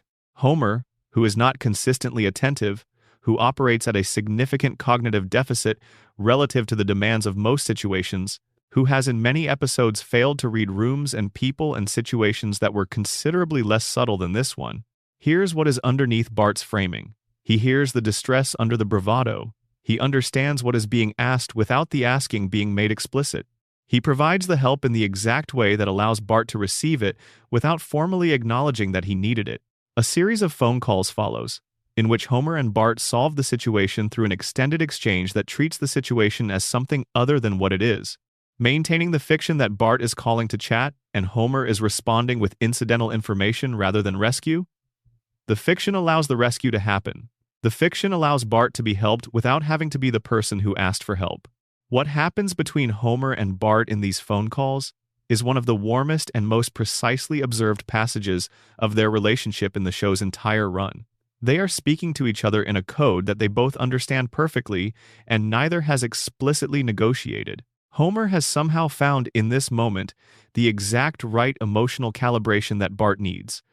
The understanding without the labeling of what is being understood, the help without the ceremony of helpfulness. They love each other. The phone calls are love, moving between them in the specific register they have found that allows both of them to receive it without the awkwardness of direct declaration. And then the situation is resolved, and Bart comes home, and the episode resumes the comedy register, and neither of them says what just happened. But it happened. And you saw it. Bart the Murderer Season 3, Episode 4, 1991. Bart, in a cascade of misfortune on a particularly bad day, falls off his skateboard into the legitimate businessman social club, which is the least subtle front operation in the show's history and the home base of Fat Tony and Springfield's organized crime community. He is charmed by the environment in ways that the episode handles with genuine attention to the specific appeal of what that environment offers. Fat Tony and his associates treat Bart as someone with value. This is notable because most of the institutions Bart interacts with treat him as a problem to be managed. The school system treats him as a discipline issue. The educational bureaucracy treats him as a remediation challenge. The social services infrastructure, when it becomes aware of him, treats him as a case. The adults in his daily life treat him as someone who needs to be redirected, contained, improved, corrected. Fat Tony and his associates treat him as someone who is good at things that they value. They give him a job. They trust his judgment in the role. They acknowledge his performance with specific appreciation rather than the blanket dismissal that characterizes most of the authority figures in his life. They are organized criminals. The things they value are not the things the legitimate world values, and Bart's usefulness to them is in the service of activities that are genuinely harmful. The episode does not romanticize this, but the appeal of being genuinely valued by people who have the power to choose whether to value you is real, and the episode is honest about it. Bart has found in the legitimate businessman social club a context in which his actual qualities are recognized and used rather than systematically discouraged. And the experience of being genuinely recognized is sufficiently rare in his regular life that its arrival, even from a criminal organization, registers as something meaningful. The episode resolves correctly. Bart cannot stay. The comedy and the episode's moral architecture require his return to the legitimate world. But the appeal is not dismissed or punished or reduced to a simple lesson about the dangers of mob involvement. It is allowed to be what it is, the appeal of genuine recognition to someone who has received very little of it in the institutions designed to provide it. Bart goes back to school. The school has not become better at recognizing him. The appeal of the alternative has not been addressed. The conditions that made the alternative appealing remain exactly as they were. The episode simply moves on. Homerpalooza Season 7, Episode 24, 1996. The Drop-Off Scene. The episode's main plot involves Homer's journey from suburban father out of touch with youth culture to performer in a traveling alternative music festival, and it achieves considerable comedy in the space between those two positions. The satire of 1990s alternative music culture is affectionate and accurate. The comedic set pieces are well constructed. But the scene that matters, the scene that has a different temperature from the rest of the episode, is the one at the beginning. Homer is driving Bart and Lisa to school in the car. He is playing music from his youth at volume. The music is wrong for Bart and Lisa's current social context in every dimension. The genre, the era, the specific artists, the sensibility. Everything about the music broadcast from Homer's car is wrong for a school drop-off in the 1990s. Bart and Lisa are visibly mortified.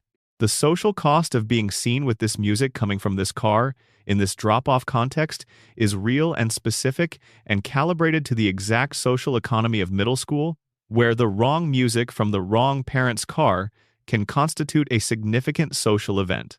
They want to be out of the car. They want the car to be gone. They want to be uncomplicated by this music and this moment.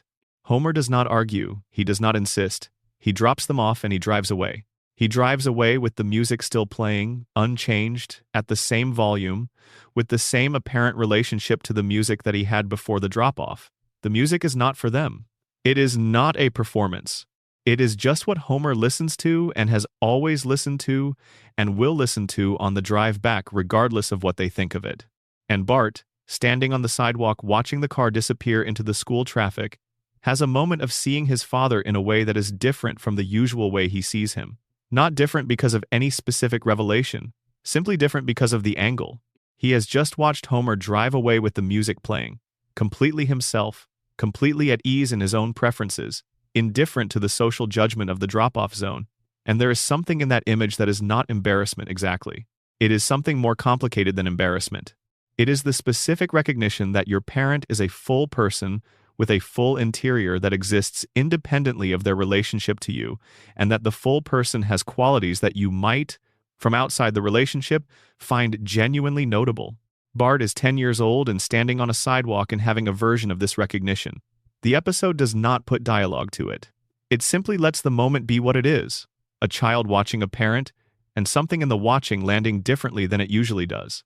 Lisa Simpson is 8 years old. She has been 8 years old for 36 years. She is, at 8, more cognitively sophisticated than most of the adults around her. She is more emotionally articulate. She is more morally committed. She sees clearly in a context designed to prevent clear seeing. And the result of this clarity is a loneliness so total and so specifically textured that it has its own internal geography. What makes Lisa's situation different from the usual TV gifted child narrative is the permanence of it. Most gifted child narratives have a horizon. The child grows up, finds their people, moves into contexts designed for their particular kind of being. The loneliness is a developmental phase, a bridge between where you started and where you are going. Lisa cannot grow up. The floating timeline prevents it. She will be 8 years old in Springfield forever, which means she will be the smartest person in every room she is in forever, without the developmental progress that eventually takes a person from the rooms that were wrong for them to the rooms that are right. She is suspended permanently in the exact developmental moment where the gap between who she is and what the world around her offers is most painful and most specific and most impossible to simply wait out. Let us go through her episodes with the patience that her situation deserves. Moaning Lisa Season 1, Episode 6, 1990. The first dedicated Lisa episode. Lisa is sad. This is the entire premise. She is sad without a specific cause. The sadness is atmospheric and diffuse, and without a particular object that the show can resolve or remove. She cannot explain it because it does not have an explanation that fits the categories available to her. She is not sad because of a thing that happened. She is sad because of a continuous condition, the condition of perceiving the world as it is and finding it genuinely sad in ways that she cannot stop perceiving. Marge's initial response to Lisa's sadness is well-intentioned and wrong. She advises Lisa to suppress it, to perform happiness, to put the acceptable face on the unacceptable feeling, because the performance, maintained consistently, will eventually produce what it performs. This is advice that Marge has given herself many times. It is advice that has served her in the specific way that self-suppression serves. It allows daily function at the cost of interior accuracy. Lisa cannot do it, or will not do it. The episode does not clearly distinguish between inability and refusal, which is another form of accuracy.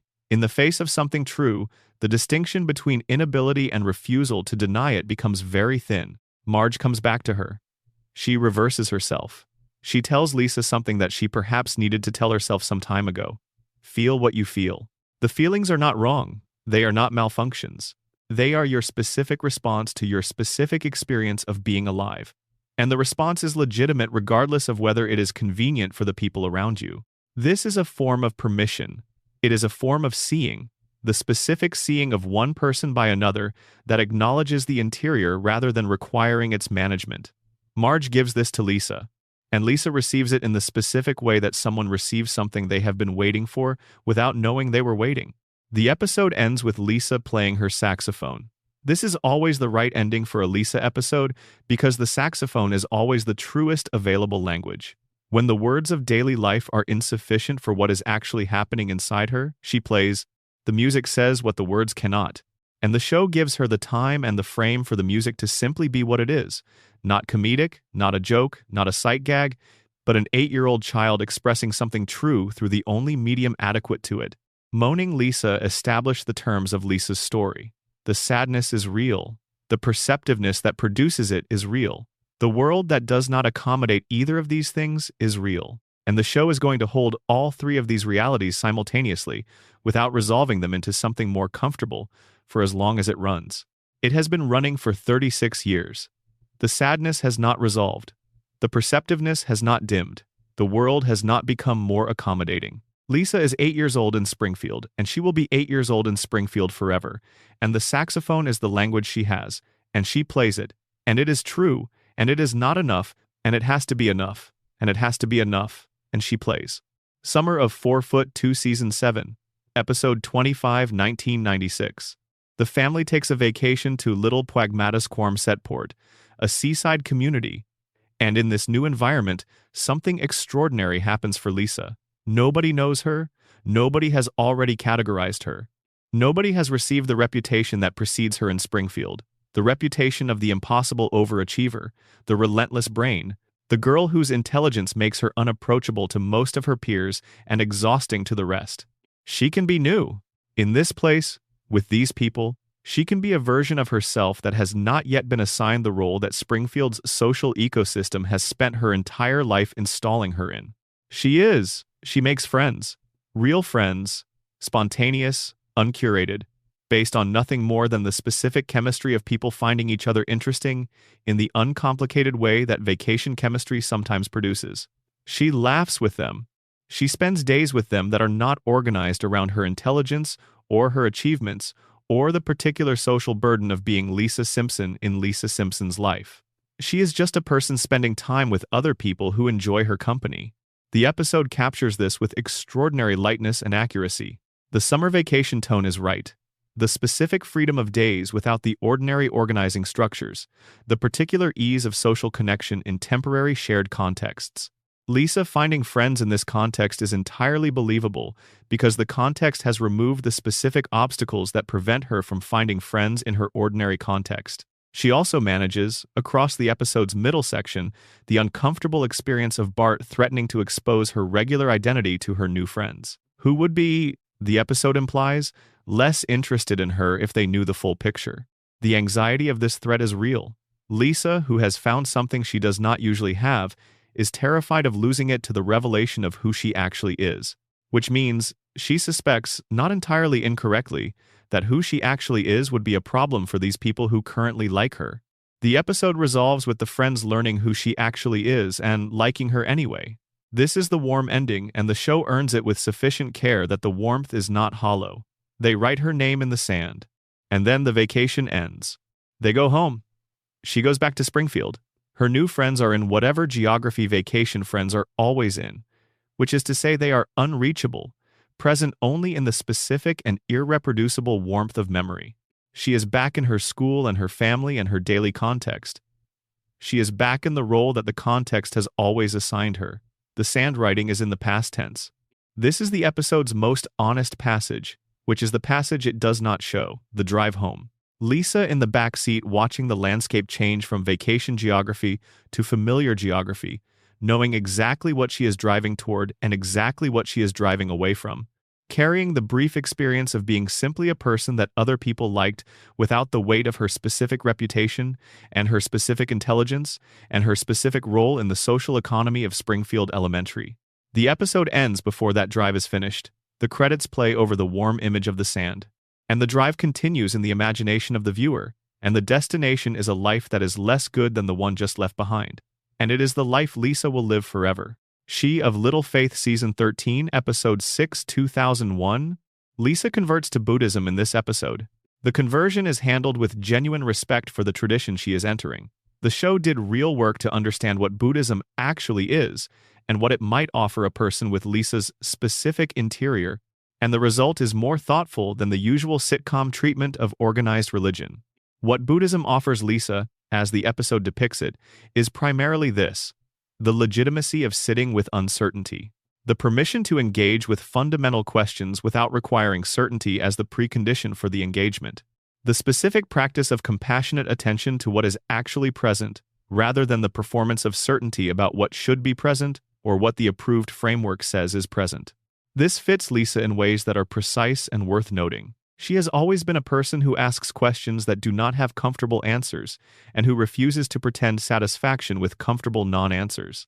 She has always been someone whose actual interior experience is more complicated than the frameworks available to her can contain. Buddhism, as the episode presents it, is a tradition built on sitting with the complexity rather than resolving it prematurely. The Buddhist center offers her something else that is worth noting: space to simply be present. The monk who shows her around does not ask her to explain herself, does not ask her to demonstrate worthiness, does not ask her to translate herself into a format that the institution can process. He simply shows her the space and allows her to be in it. Lisa has spent her entire life being asked to explain herself, being asked to justify the intensity of her feelings and the seriousness of her commitments and the fact that she cares this much about this many things, being asked to make herself more manageable for the people around her who love her, but who find the full version of her love exhausting, in the sustained way that the full version of anyone at maximum capacity tends to be exhausting. In the Buddhist center, nobody asks. She is allowed to arrive. She is allowed to sit. She is allowed to be what she is without the performance of what she is in someone else's preferred format.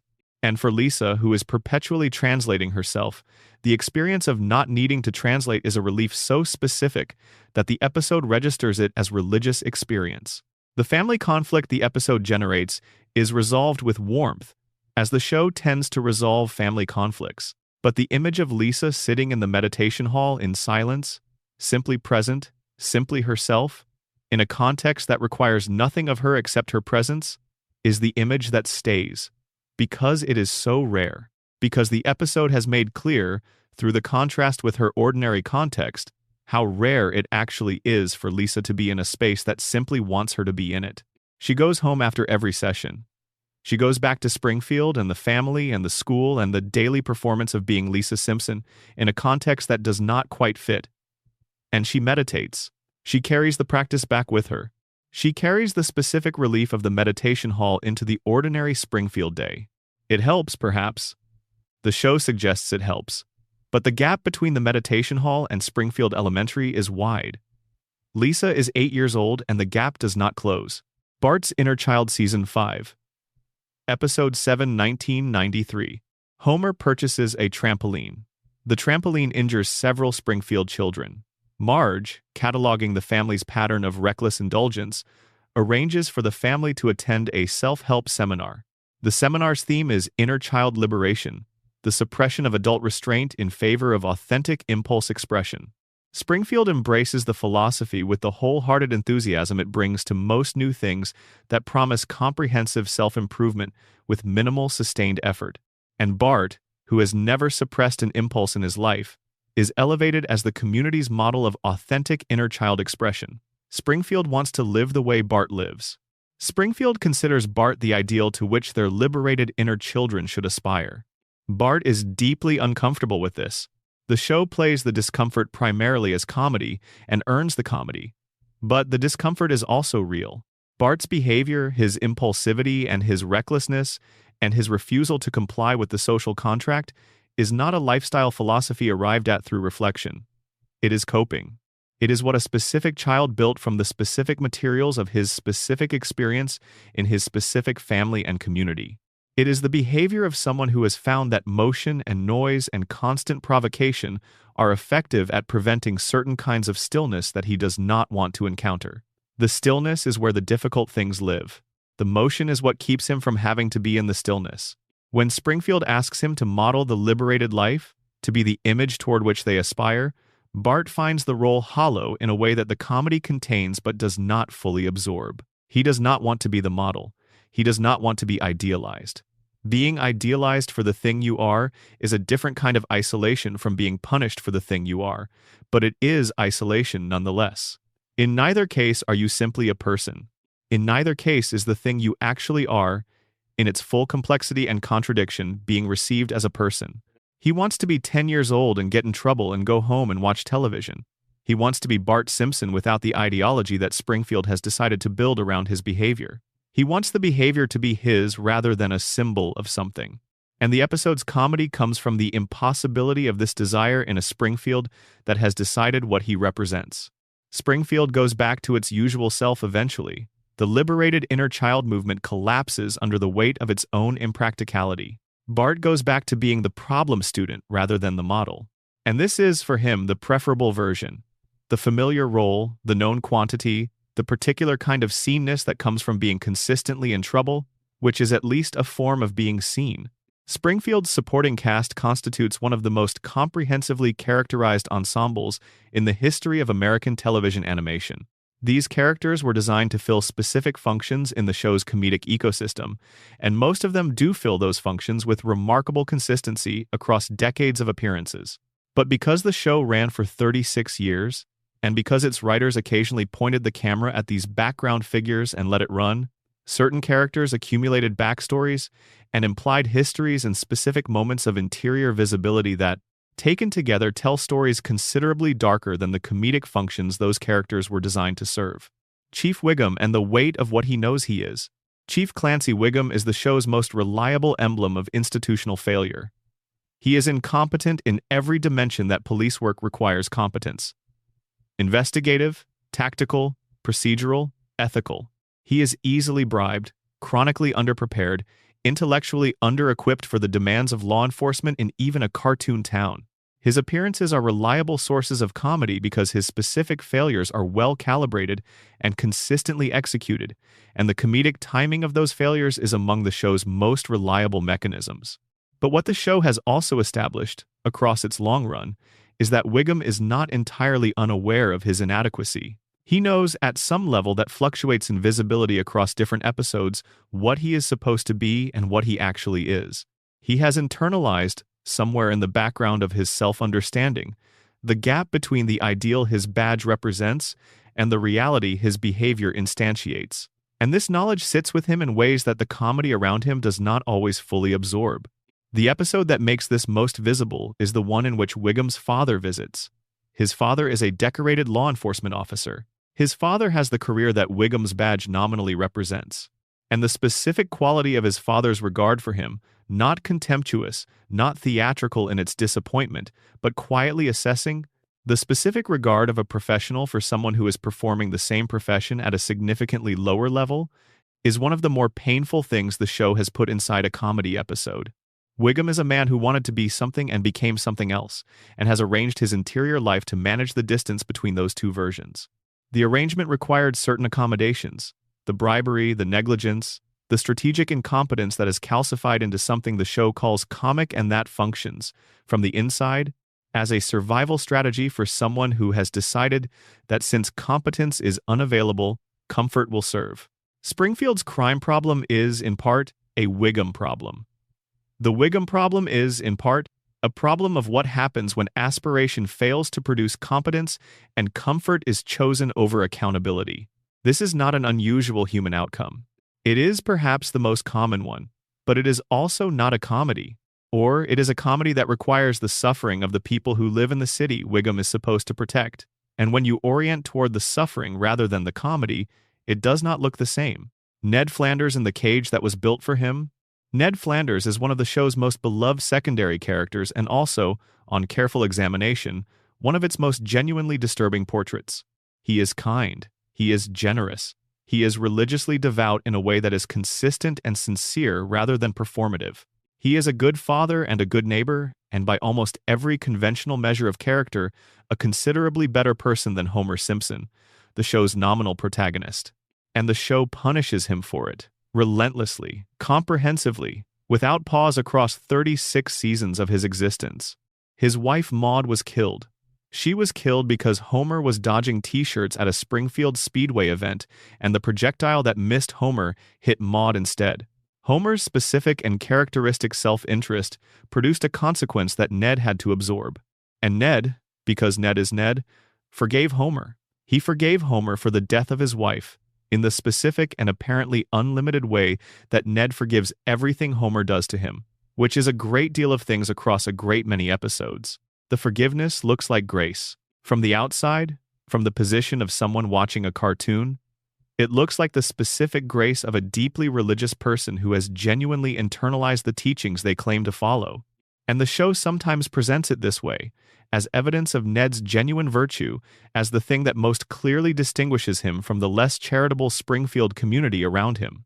But the episode where Ned breaks, the episode where his house is destroyed by a hurricane, and the community's rebuilding effort produces something so inadequate that it collapses immediately, reveals that the forgiveness is not exactly what it looks like. Ned snaps. He has a complete psychological breakdown in the middle of a public space. He says things he has been holding inside for years, specific and accumulated grievances, the record of everything that has been done to him and not acknowledged and not repaired, tumbling out with the force of something that has been compressed for far too long. And then he is institutionalized.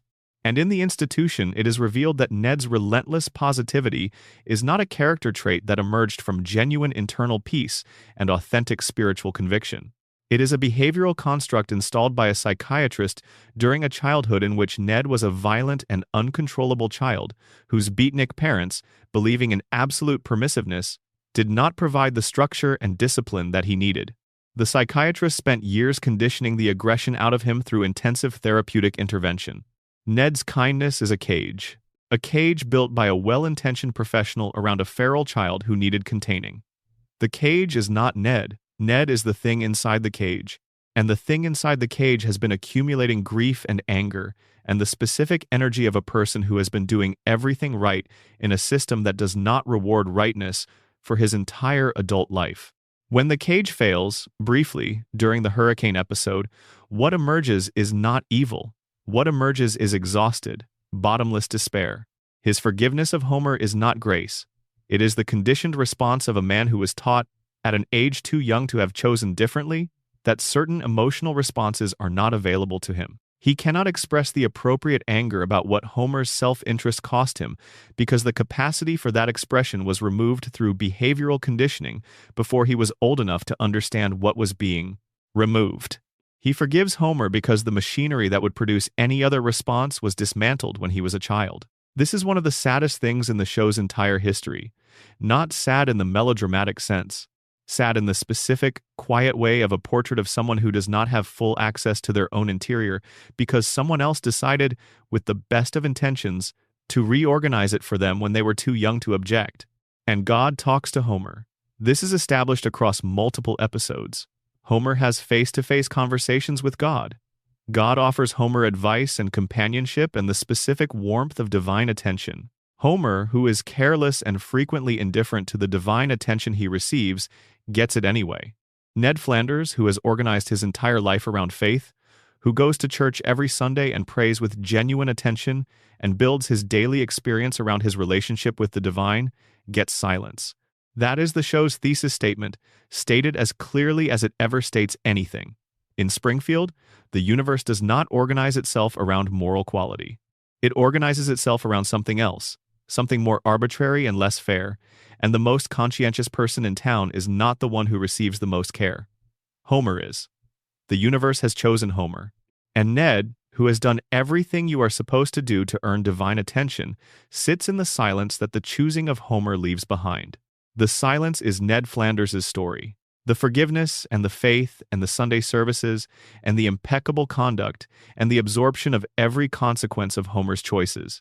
All of it performed in the specific hope that performance in the correct register will eventually produce the response that the faith promises. And the response does not come, and Ned does not stop performing. This is the most faithful portrait of faith the show has produced. Faith not as certainty, but as continued practice in the absence of confirmation. As doing the right things in the dark without evidence that the dark is listening. He deserves the answer. The answer does not come. Hans Moleman and the Endless Return. Hans Moleman is the show's most frequently deceased character. He dies, in canonical, non-dream episodes, more often than any other character in the show's history. He is hit by cars and buried alive and consumed by animals, and struck by lightning, and crushed by objects, and subjected to every conceivable form of terminal misfortune across hundreds of appearances. And then he appears in the next episode, fine, ready to be killed again. The show treats this as a running gag. It is a running gag. The gag is well constructed and consistently executed, and generates reliable comedy from the specific formula of Moleman's frailty, encountering the world's indifference to that frailty. But Moleman once stated his age as 31. He appears to be in his 80s at minimum. If the statement is true, something aged him catastrophically. Something took a man in the relatively early portion of his life and transformed him into what he currently appears to be. The radiation theory has an answer for this. The collective denial theory has an answer for this. The coma theory has an answer for this. What does not have an answer is the show's casual relationship with his deaths. He dies. He comes back. Nobody investigates. Nobody notices. The world does not notice that this specific, identifiable man died in front of witnesses and is now ordering coffee at the same diner. Springfield has agreed, through the same mechanism it uses to agree to all its other difficult truths, that Molleman's recurring deaths are not a subject for sustained attention. He is the town's most dramatic example of the collective amnesia that keeps Springfield functional. If they acknowledged Molleman's deaths, they would have to acknowledge what produces them.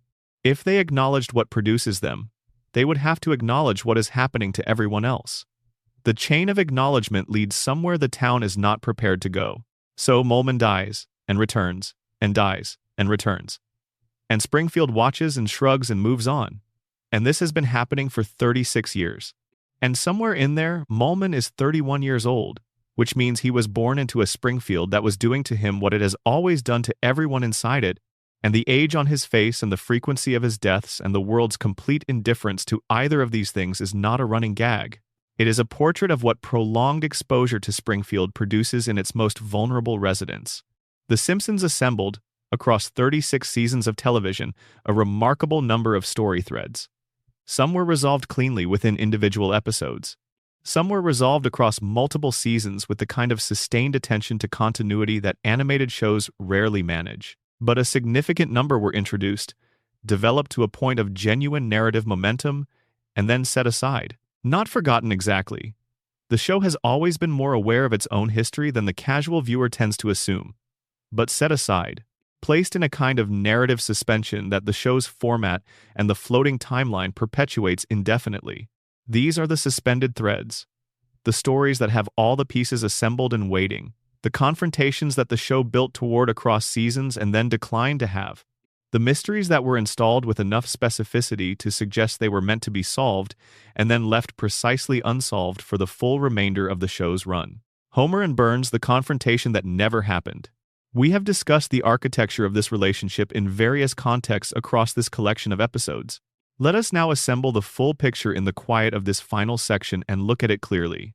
Burns drove Mona Simpson from Springfield when Homer was a child. Burns identified her to the FBI after she destroyed his biological weapons facility. Burns maintained the federal warrant that kept her from returning to her family for 27 years. Burns, when Mona finally returned, spotted her from a cab window and called the authorities again, forcing Homer to watch his mother leave for the second time, knowing this time who was responsible. Burns struck a deal with Abe Simpson. A crime that Burns had committed, discovered by Abe, was covered up in exchange for Homer's guaranteed employment at the plant, regardless of performance. Homer's job security is not the product of any quality Homer possesses. It is the product of a deal between his father and his mother's persecutor. Homer has worked for Burns his entire adult life. Homer earns his income from the man who destroyed his family.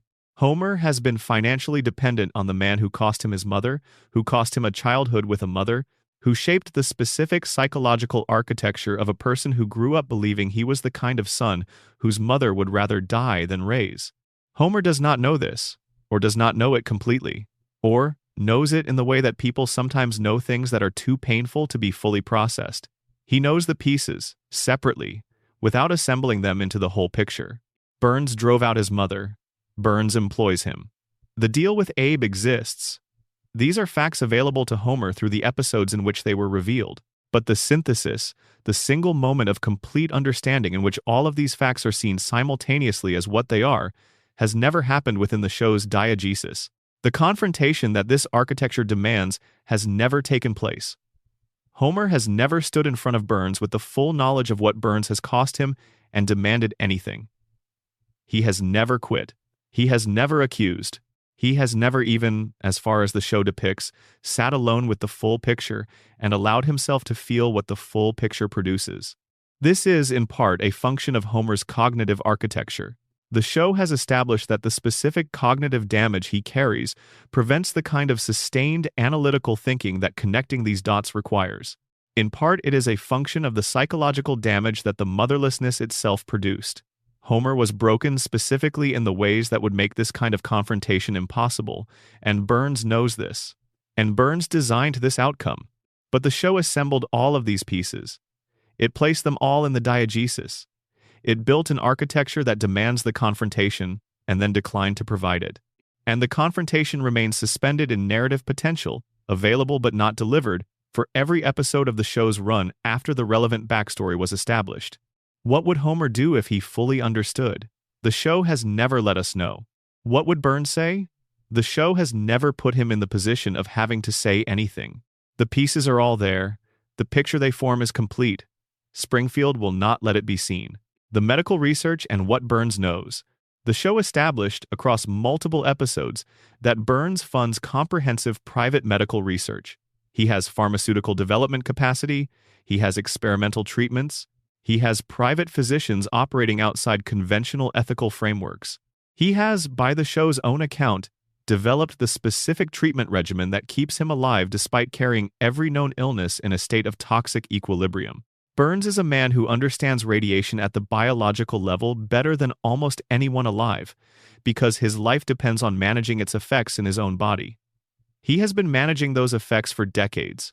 He has the resources to conduct research. He has every incentive to understand what radiation does to biological systems, because understanding it is the difference between his survival and his death. Springfield has been exposed to radiation from his plant for decades. The population carries the effects of that exposure in ways the show has depicted across its entire run. The mutations, the cognitive effects, the specific vulnerabilities that make them the population they are. Burns knows this. He cannot not know this. He is the person with the most comprehensive understanding of radiation's biological effects in the town's entire geography, and he has watched the population that lives downwind of his plant for as long as he has been managing his own radiation exposure. What does he know? What has his research produced about what the plant has done to the population it serves? Are there treatments? Are there studies? Are there findings that are locked inside the Burns pharmaceutical infrastructure, available to Burns personally, denied to the town that paid for them? The show introduced this question and declined to answer it. The medical research is present in the diegesis as background detail, as comedic context for Burns's immortality, and as occasional plot device. The full implications of what Burns might know, what his research has produced, what he has withheld, and what he has perhaps spent a century using on himself that the population of Springfield has never had access to, remain in the permanent suspension that the show's format imposes on things it is not prepared to fully address. The answer, if there is an answer, is in the laboratories that the show has shown us and then turned away from. It is in the pharmaceutical infrastructure that keeps Burns alive, and that the show has never followed past the boundary of Burns's personal medical maintenance. It is in the research that Burns's wealth has funded for decades, and that Springfield has never received the benefit of. Burns knows what he has done to this town. The show has established this. What he knows, specifically, and what he has done with the knowing, remains one of the genuine unsolved mysteries of the show's long run. Maggie's endgame. We return to Maggie for the last time. She has been 1 year old for 36 years. She has been watching. She has been absorbing. She has been processing everything that happens in the Simpson household, and in Springfield, and in the world that reaches Springfield through the television. She watches from her playpen and the conversations she hears from adults who consistently underestimate what she is taking in. She shot a man. She organized a daycare rebellion. She has demonstrated cognitive capacity that exceeds her physical development by a margin that the show acknowledges through plot mechanics without ever fully sitting with the implications. She has been tested and found to possess intelligence that standardized testing cannot adequately measure. She has solved problems that stumped adults. She has navigated situations that required situational awareness and multi-step planning and the ability to model other people's behavior and predict it. She has been doing all of this for 36 years of showtime, and the showtime maps onto no meaningful developmental progress because the floating timeline prevents it. Maggie is always one. She is always pre-verbal in the functional sense. She is always watching from behind the enormous eyes that the show has always drawn with a slightly different quality of attention than the eyes of the other characters. A bit wider, a bit more focused, holding a bit more of whatever is happening in the room. What is she waiting for? The show has given her everything except the answer to this question. It has shown her capability, it has shown her patience, it has shown her strategic relationship with her own silence. The awareness that visibility is costly, that being seen as remarkable is its own form of vulnerability, that the invisibility of infancy provides a cover that visibility would remove. She is not silent because she cannot speak. She is silent because she has decided that speaking is not yet the correct action. But she has decided something. The show's treatment of Maggie across its long run implies this. A child who is strategically patient has something they are being patient about. A child who has chosen invisibility has decided on the optimal moment for visibility. A child who has spent 36 years watching everything is building towards something based on what she has seen. What has she seen? She has seen what intelligence costs Lisa. The isolation, the dismissal, the relentless experience of caring about things in a world that has decided it cannot afford to care about them at that level. She has seen what Homer's cognitive damage has made of him, a man of surprising depth and genuine love who cannot access either with the consistency that the people who love him deserve. She has seen what Burns has done to the town. She has seen what the town does to itself to maintain the comfortable denial that makes Burns's continuation possible. She has seen what Springfield is and what it costs and who pays. And she has been 1 year old for 36 years, watching all of it, and she has not spoken. The day she speaks, in the show's diegesis, will be significant. The show has promised this through every episode that has built her silence and her capacity and her specific strategic patience. The day she speaks will tell us what 36 years of watching Springfield has produced in the one person in the show's history who has been watching it with something like full attention and no compromised capacity for seeing it clearly. The floating timeline means this day may never arrive. Maggie may watch forever. Springfield may continue its loop indefinitely, and Maggie may continue to watch the loop from behind her pacifier, absorbing and processing and waiting for the moment that does not come because the show cannot let the clock run toward it. But the potential is there. The setup is there. Every episode that added to Maggie's demonstrated capacity and maintained her silence was adding to something. The show was building toward an answer it has declined to deliver. And the answer is there, in the potential space of the show, in the space between what the episodes established and what they declined to show, waiting the way Maggie waits. Patient, strategic, watching everything, saying nothing. Not yet. The floating timeline and what it costs. We end where all roads in Springfield end, with the permanent present. The fact that nothing changes. The fact that Bart has been 10 years old since 1989, and will be 10 years old in whatever year you are watching this, that Lisa has been 8, and Maggie has been 1, and Homer and Marge have been the ages they are, that the house on Evergreen Terrace looks exactly as it has always looked, and the neighborhood around it has maintained its specific geography of familiar landmarks through every episode, of every season, of every year. The show has aired. We have discussed the floating timeline in various contexts. The radiation theory's explanation that mutated biology prevents aging, the coma theory's explanation that the frozen world is the product of a frozen mind, the collective denial theory's explanation that Springfield chooses not to age the way it chooses, not to remember its disasters, because the alternative is admitting that time has passed, and time passing means things ending. Let us sit with the final explanation in the quiet of this last section. The floating timeline is protecting something. It is protecting possibility. As long as the characters do not age, as long as the timeline does not move, the suspended threads remain suspended rather than lapsed. The confrontation between Homer and Burns is still possible. Maggie can still speak, Lisa can still grow up and go somewhere that has room for her. Bart can still find the specific context in which his actual qualities are correctly valued. Marge can still have the full picture of her interior received by someone who understands what they are receiving. These possibilities exist in the frozen present of Springfield the way that promises exist before they are tested. They have not yet been proven impossible. The clock has not run to the point where impossible becomes the correct description. The floating timeline is also protecting us. This is the harder truth, and the show has always known it. We are the ones who stopped the clock. We are the ones who tuned in every week for 36 years and gave the show the ratings to continue and the cultural presence to remain central and the audience to justify the production. We pressed pause in 1989, and we have never pressed play.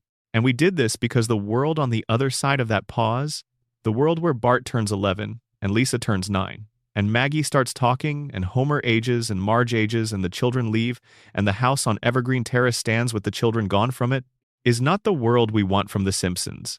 We want the world where the kids are always young and the parents are always there and the beer is always cold and the couch gag always plays, and every Sunday night at 8 o'clock the family slides down the dinosaur skeleton, takes their seats on the couch, and everything is exactly where we left it.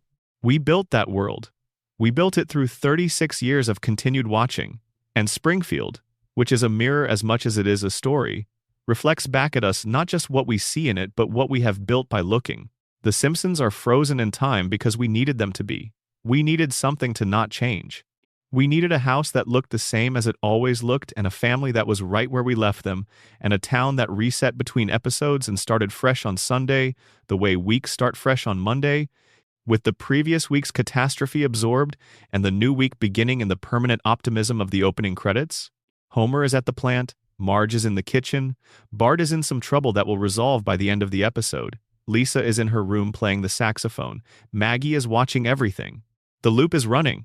It has been running for 36 years. It will still be running tomorrow. And when you wake up and the room is light again, and the sounds of the ordinary day are back, and whatever it is you needed the quiet of tonight to process has been processed or set aside or carried forward in the changed way that things are carried after you have sat with them properly, Springfield will still be there. The house will still be there. The family will still be exactly where you left them. That is the promise the show has kept for 36 years. Everything changes. Springfield does not. And we come back to it, in the dark, in the late hours, in the specific stillness that the night provides and that the day does not, and we let the familiar voices fill the room. And we know all the jokes. We know where every episode is going before it gets there. We know the family's rhythms and their vocabulary, and the specific ways they love each other badly and well. And none of that knowing diminishes the comfort. It deepens it. The familiarity is the point. The knowing is the point. The specific warmth of a place that has not changed and will not change, waiting exactly where you left it, exactly as warm as you remember. There is a building in Springfield that the show visits with remarkable regularity across its 36 seasons. It sits at the edge of town. It has a name, the Springfield Retirement Castle, which is pleasant in the way that all names given to facilities for aging and dying are pleasant, chosen to suggest comfort and dignity and the warm final chapter of a life well lived, rather than the thing the facility actually is, which is a place where families deposit their elderly relatives and then return home and attempt to think about other things. The show returns to it often enough that its regulars become familiar. Abe Simpson lives there. He has lived there for as long as the show has run. He is there because Homer put him there, not in a moment of villainy, but in the casual and barely examined way that people handle the question of aging parents when they have small houses and smaller patients, and the particular cognitive style that allows the consequences of decisions to remain at a comfortable distance from the decisions themselves. Abe did not want to go. The show has established this repeatedly, in flashbacks and in the specific quality of Abe's relationship with the retirement castle, which is the relationship of a man who is present in a place without having ever fully accepted that the place is where he is. He tells his stories in the common room. He talks at anyone who will tolerate being talked at. He holds on to the past with the specific grip of someone whose present has been significantly reduced and who has not found an adequate replacement for what the reduction removed. The nursing home is deeply understaffed. The food is, by every account the show provides, genuinely terrible. The activities are designed for compliance rather than engagement. The emotional economy of the facility is organized around the management of its residents' remaining vitality rather than its cultivation. Abe is not there to flourish. He is there to be contained in a context that is safer and more convenient for the people who are not there. Homer visits sometimes, not consistently, not with the regularity that the depth of his father's loneliness would seem to demand. He visits when the plot requires it, when a storyline takes him to the retirement castle for reasons connected to the episode's narrative, and these visits are generally comedic in register and sometimes genuinely warm in content, and they end with Homer going home, and Abe remaining, and the facility returning to its ordinary quiet. What the show has established, across many years of retirement castle appearances, is a portrait of institutional aging that is more honest than most American television manages. The residents there are not waiting to die in any dramatic sense. They are simply waiting. The days are long and similar, and the activities do not change, and the faces around them are the same, and the staff are stretched thin and well-intentioned within those limits, and sometimes not particularly well-intentioned within them. The residents have had lives, and the lives have contracted to this room and this schedule and this thin inventory of daily events. Abe tells his stories. Some of the stories are probably true. The show plays his unreliability as a narrator primarily for comedy, the joke that old men's war stories are exaggerated, and their recollections tangled with the self-serving distortions of memory. But there is another way to read Abe's stories, as the primary remaining resource of a man who has been placed in a context that provides nothing else. The stories are all he has, and he tells them to an audience that is not always listening, in a room that has decided he has already said everything worth hearing. This is not a comedy, or it is a comedy in the same way that everything in Springfield is a comedy that requires you to not look too closely at the specific human cost underneath the joke, and that rewards looking closely by revealing something true. The Nelson Muntz situation extended. Nelson Muntz is Bart's frenemy. This is the primary role he serves in the show's ecosystem, and he serves it reliably. He is the neighborhood bully, the kid whose social power comes from a combination of genuine toughness and the specific social capital that comes from being unpredictable in a context where unpredictability functions as a threat. He laughs the iconic laugh. He says the iconic taunt. He is a fixture of Springfield's school-age social landscape in the way that every American neighborhood and school contains its version of the kid who has decided that the only available social register is dominance. But the show has also given us Nelson's home, his parents, the specific geography of his daily life outside the school context that explains, without excusing, the specific person he is in the school context. Nelson's mother is intermittently present and intermittently gone, and when present, is dealing with her own considerable difficulties in ways that produce a domestic environment of unpredictable instability. His father left. The show has done different things with the father at different points in the series' continuity, but the consistent element is absence. Nelson's father is not a stable organizing presence in his daily life in the way that the show suggests he perhaps needed. What Nelson has built from this foundation is something that is recognizable in the specific way that childhood adaptations to difficult circumstances are recognizable once you know how to look for them. The toughness is real, but it is also armor. The dominance is a social strategy developed by someone for whom vulnerability was not a viable option because the context that produced vulnerability did not provide safety for it. You cannot be soft in a world that is not soft toward you. Nelson learned this at an age when the learning happens before the child has any capacity to examine what they are learning or whether there are alternatives. He is also, beneath the armor and the strategy and the practiced intimidation, a child who wants the things that children want and does not consistently know how to want them inside the social persona he has had to construct. The episodes that get inside Nelson's actual experience are among the more interesting secondary character explorations the show has managed. The specific awkward warmth of his friendship with Bart, which is a friendship between two people who have both been required to be harder than they might otherwise choose to be. The specific discomfort of being seen as Nelson rather than as the function Nelson performs. The episodes where the armor comes off briefly and what is underneath is simply a kid who has had to develop exceptional toughness to navigate an exceptional lack of support. He does not get better at expressing the things underneath. The show does not resolve him into a version of himself that has found the right channel for the qualities the armor contains. He is Nelson Muntz, and he laughs the laugh, and he remains in Springfield, and the circumstances that produced him remain what they are. The iconic laugh is funny. It is one of the most instantly recognizable sounds in the show's history. And it is also, if you have attended carefully to the episodes that showed you where it came from, not only funny. Bart Gets an F Season 2, Episode 1, 1990. The Season 2 premiere is the episode that crystallized Bart's academic situation and gave it emotional weight that the comedic premise does not fully prepare you for. Bart is facing the possibility of being held back a year. This is the premise. The comedic mechanics involve Bart's attempts to study and his habitual failure to do so, and the escalating desperation of someone whose usual strategies are not adequate to the specific demand being made of them. The comedy is well constructed, and the execution is reliable. But the episode's final act is something else entirely. Bart has studied. Genuinely studied. For the first time in his academic career, with real effort and real intention and real hope that the effort will produce the outcome he needs. He sits the test. He fails. Not by much.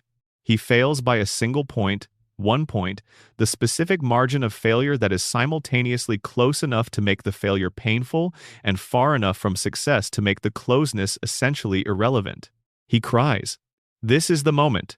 Bart Simpson, who has constructed himself entirely around the performance of invulnerability, who has organized his entire social persona around the projection of someone for whom consequences are irrelevant and outcomes are unimportant, and the whole apparatus of institutional judgment is too beneath his notice to merit serious engagement. This person cries at his desk in front of Mrs. Krabappel. The crying is real. The show does not undercut it. It does not pivot to comedy or provide a rescue through an unexpected mechanism or soften what the moment contains. Bart tried, in a genuine and sustained and genuinely hopeful way, and the result of the trying was failure, and the failure landed. And what the failure landed in was a person who had more invested in the attempt than he knew until the attempt had failed. He says something to Mrs. Krabappel in this moment that is among the most precisely honest things the show has ever put in Bart's mouth. He says, "I really tried." He says it in the specific register of someone who wants the trying to be acknowledged, who needs the effort to be seen as real even if the outcome was not what the effort was supposed to produce, who has learned through enough prior experience of having his capabilities dismissed to want the witness of someone who was present for the attempt. Mrs. Krabappel gives him the grade. One additional point, a religious reference in the Blue Book that she counts as extra credit, enough to bring him over the threshold. He passes. The episode resolves correctly, but what stays after the resolution is not the resolution. It is Bart at his desk crying. It is the specifically undefended quality of the moment. A 10-year-old child who has tried and failed and been briefly, completely himself in front of an adult who was present to see it. Not the persona, not the armor, just Bart, in the genuine disappointment that the genuine attempt produced, with no available strategy for managing it that would not cost something he did not want to spend. He does not make a habit of this kind of trying. The investment required is too high, and the margin for this kind of loss is too painful, and Springfield Elementary is not reliably a context where trying is rewarded in the ways that would make it rational to sustain the habit. He goes back to the easier relationship with academic failure, the one organized around not caring rather than the one organized around genuine effort. But he tried once. The episode proved this. He is capable of it, and the proof of the capability, present in the permanent record of a Season 2 premiere that has aired hundreds of times, and that people have watched in the dark in the late hours of countless evenings, means something that the floating timeline cannot erase. He tried. He was seen trying. He is capable of more than the persona usually permits. The Cartridge Family Season 9, Episode 5/1997, Homer Acquires a Gun. The episode is structured around the comedy of Homer's relationship with the gun and the satire of American gun culture more broadly, and it does both of these things with the specific sharpness the show was managing in this period of its run. But there is a subplot involving Bart that the episode handles more quietly than the main comedic machinery. Bart is fascinated by the gun. He is 10 years old, and the gun is in the house, and the fascination is the specific fascination of a 10-year-old boy encountering something that the adult world has decided is significant enough to require careful management, which is to say something that the adult world has indicated, through the very seriousness of its management, is worth the 10-year-old boy's sustained attention. The show does not permit anything terrible to happen with this fascination. The episode resolves with appropriate consequences and Marge's appropriate concerns, and Homer making the appropriate, if comedically delayed, correct decision. The comedy mechanics and the show's moral architecture both require the situation to resolve without the worst available outcome being realized. But the episode sits with Bart's fascination long enough to make you aware of what the fascination is about. It is not about the gun specifically. It is about the category of thing the gun represents. The serious things, the weighty things, the things that the adult world guards and manages and considers too significant for children, which is also to say the things that the adult world has decided children cannot be trusted with, which is also to say the things through which the adult world performs its authority over the childhood world. Bart's relationship with every version of this category is the same, intense and oblique, and organized around acquiring access to the thing that has been designated as beyond his access. Because the designation is itself the communication. When adults say you cannot have this thing, they are telling you that the thing matters. And things that matter are the things that Bart, who has been told across his entire life that his judgment cannot be trusted, and his behavior cannot be trusted, and his intentions cannot be trusted, needs to be near. Because being near the things that matter is one available strategy for mattering yourself. The gun is not about the gun is about access to the domain of serious things. And the episode, handling the surface plot with appropriate comedic mechanics, lets you see this underneath the surface if you are watching with the patience to look for it. The PTA disbands Season 6, Episode 21, 1995. The Springfield elementary teachers go on strike. School is closed. The children of Springfield are free to organize their days without the institutional structure of the school day. This is, for most of them, an unambiguous improvement. They play. They enjoy the unscheduled time. They find the natural rhythms of childhood that institutional schooling perpetually interrupts. Lisa has a breakdown. The breakdown is comedic in presentation.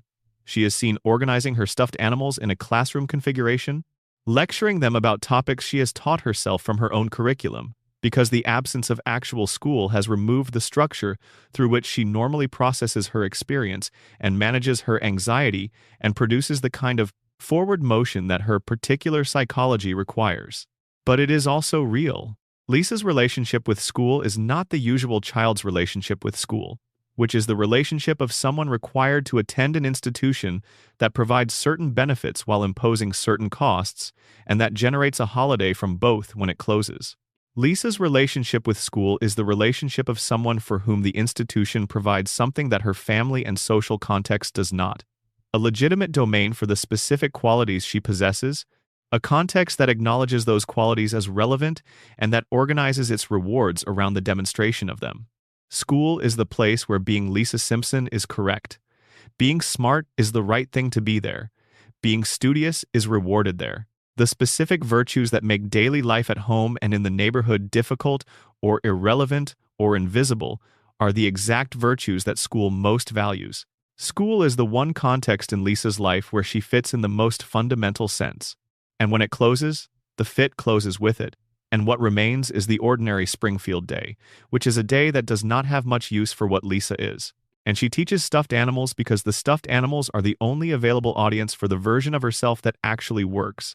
And even the stuffed animals are not really listening, and she knows this, and she teaches them anyway because the alternative is admitting that the context she depends on most has temporarily ceased to provide what she depends on it for. The episode resolves with the strike ending and school resuming, and Lisa visibly relieved in the way that you are relieved, when the thing that makes your life livable is restored. The relief is clean and warm, and the show earns it. But the episode has also shown you how thin the margin is, how little Lisa has outside the specific accommodation that school provides, how fragile the fit is, and how much daily experience depends on its maintenance. The PTA disbands and Lisa falls apart, and the PTA reconvenes and Lisa reassembles. And this has happened and continues to happen across the full length of the show's run. Lisa's functioning organized around the specific institution that can hold her, and the institution remaining available because the show requires it to remain available, and the vulnerability of the arrangement never being fully addressed because addressing it would require a conversation about what Lisa's life actually looks like from the inside, which is a conversation that would be harder than the show usually permits itself to have. Lisa's date with Density Season 8, Episode 7, 1996. Lisa develops a crush on Nelson Muntz. The episode handles this premise with genuine charm, and the comedy is in the gap between what Lisa wants to see in Nelson and what Nelson actually is, the specific comedy of romantic projection, in which the qualities you need the other person to have are more convincingly present in your imagination than in the actual person you are examining. Lisa wants Nelson to be someone she can fix, someone whose roughness is armor over something softer that only she, with her specific perceptiveness, can see clearly enough to reach. Someone whose potential is real and accessible and just waiting for the right intervention to become actual. Nelson is, in many respects, exactly the person Lisa wants him to be. The show has established this across his appearances. The rough exterior over something softer, the genuine warmth buried under the social armor of the neighborhood bully, the capacity for real connection underneath the practiced performance of indifference to connection. Lisa is not wrong about who Nelson actually is underneath what Nelson presents. She is wrong, or at least premature, about the accessibility of the underneath. You cannot reach the interior of another person through the force of your perception of it. You cannot fix someone whose circumstances and history and adaptive strategies have produced a particular architecture by wanting, however sincerely, for that architecture to be different. The wanting is real. The perception is real. The love, in the specific form that a very perceptive 8-year-old experiences it, is real. And none of that is sufficient to produce the change in the person you are loving through the force of the love itself. Lisa learns this. The episode teaches her, with considerable warmth and without cruelty, that seeing clearly what someone could be is not the same as having access to what they will actually do, and that the gap between the potential you perceive and the behavior you encounter is not a gap you can close from the outside. But the episode also establishes something about Lisa's loneliness that is worth attending to. She reached for Nelson. She reached across the considerable social distance between who she is in Springfield's elementary school social economy and who Nelson is, and she reached with genuine feeling and genuine attention and the specific courage of someone who has decided that the discomfort of reaching is preferable to the safety of not reaching. She reaches and does not arrive. The reach is real, the arrival is not. She goes home. She plays the saxophone. The music says what the episode's dialogue cannot quite get to, the specific quality of reaching for connection and feeling the space where the connection was not. And she remains 8 years old in Springfield. And she will reach again because she is Lisa. And reaching is the thing she does, the continued reaching despite the failure of previous reaches, the specific stubbornness of genuine care for the world around her that the world consistently fails to reward adequately. She will always reach. The show has established this as her defining quality, and the world will always be slightly further away than the reach extends. And she will reach again, and again, and again. This is her story. The show has always known it, and it is one of the longest stories the show has ever told. Troy McClure and the career he cannot discuss. Phil Hartman voiced Troy McClure. This biographical fact is inseparable from any honest engagement with the character, because Phil Hartman's murder in 1998 ended the character as surely as it ended the actor. And the show has handled this correctly by retiring Troy rather than recasting him. Troy McClure no longer appears. The space where he appeared is empty in a way that the show does not generally permit spaces to be empty. The show is very good at filling vacancies, at producing new characters for new functions, at maintaining the populated Springfield that the narrative requires. Troy's vacancy is still there. But before the vacancy, Troy McClure was a specific and brilliantly realized portrait of Hollywood's relationship with failure and the specific arrangements that people construct to maintain the appearance of relevance past the point where relevance has departed. Troy had been a star. He says this directly across many of his appearances, and the show constructs his presence in a way that confirms it. The bearing, the specific vocal confidence, the professional ease of someone who has operated at the top of his industry for long enough that the manner of operating at the top persists after the actual position has departed. He is now in the second tier, the third tier, the tier of industrial productions and promotional materials, and the specific category of project that requires a recognizable face without requiring a face that carries contemporary market value. He narrates. He hosts. He appears in things that are themselves not quite the things they present themselves as being. He is the face of an industry that has decided his face is useful in a specific and limited context. The show implies, across his appearances, that there are things about Troy's situation that are not discussed publicly and that explain some of the specific shape of his career's departure from its earlier trajectory.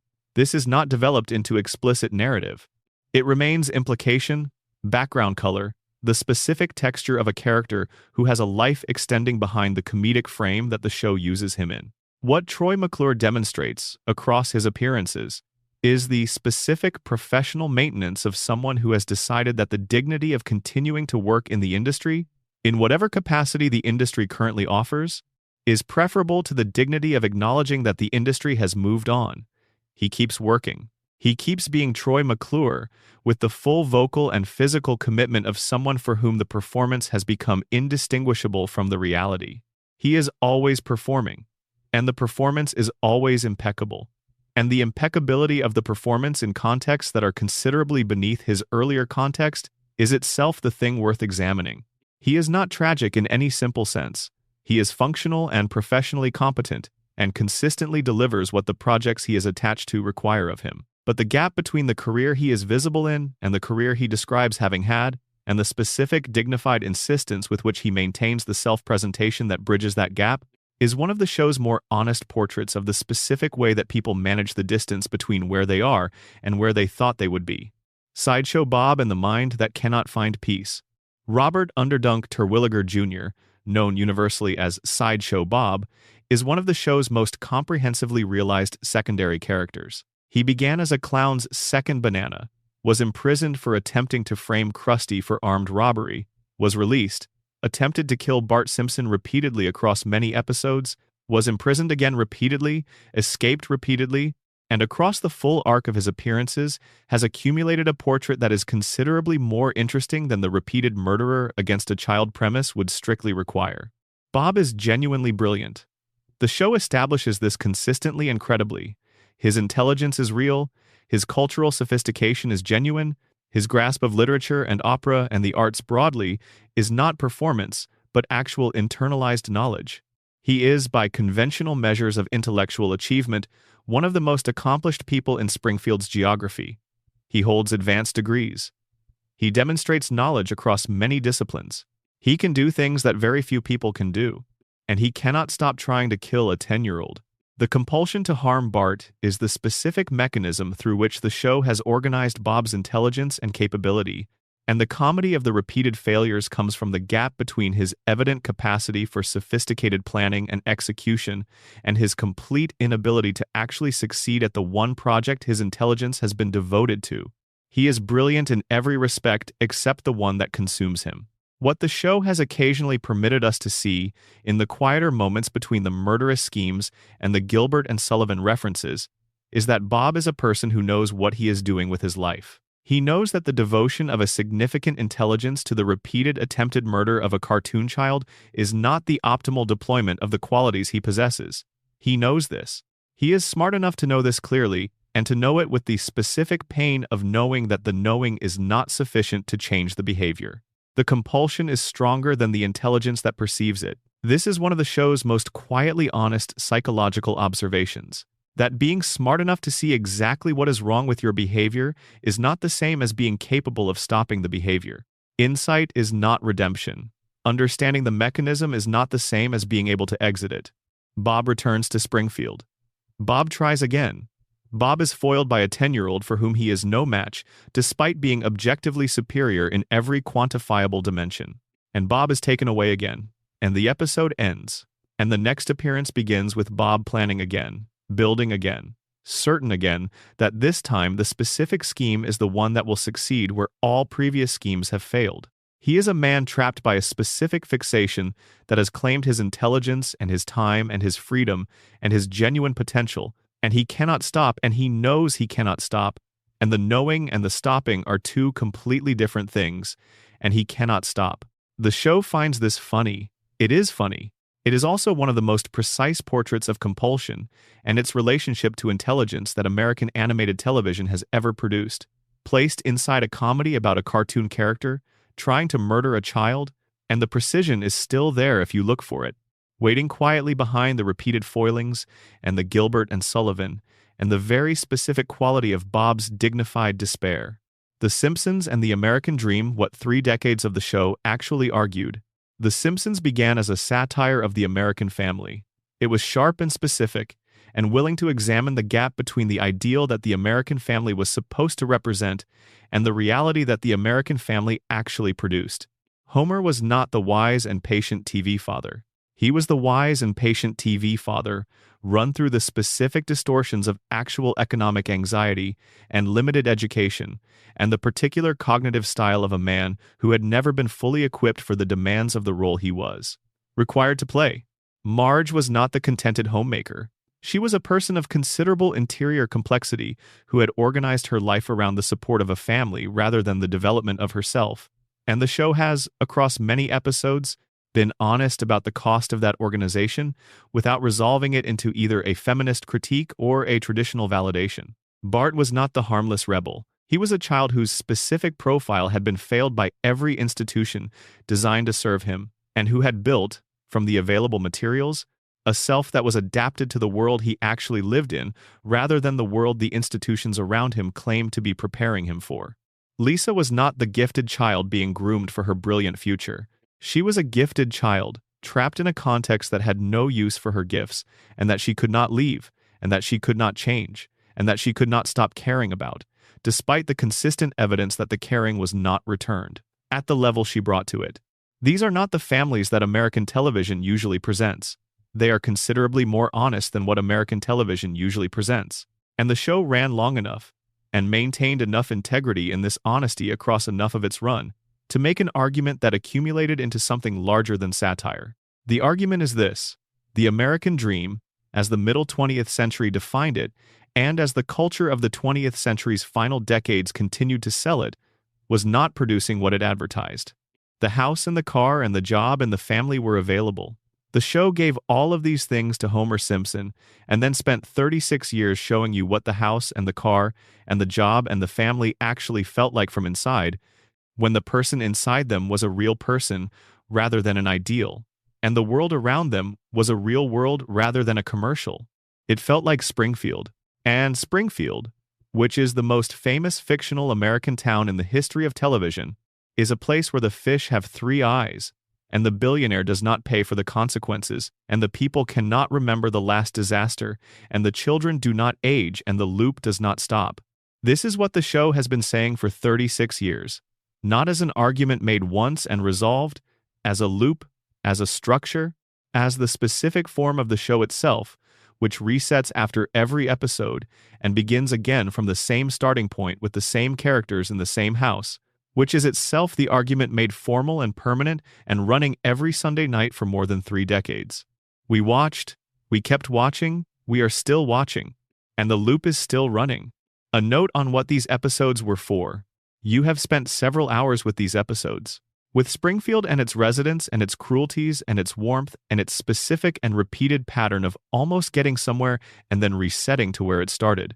There is a reason people watch The Simpsons in the late hours.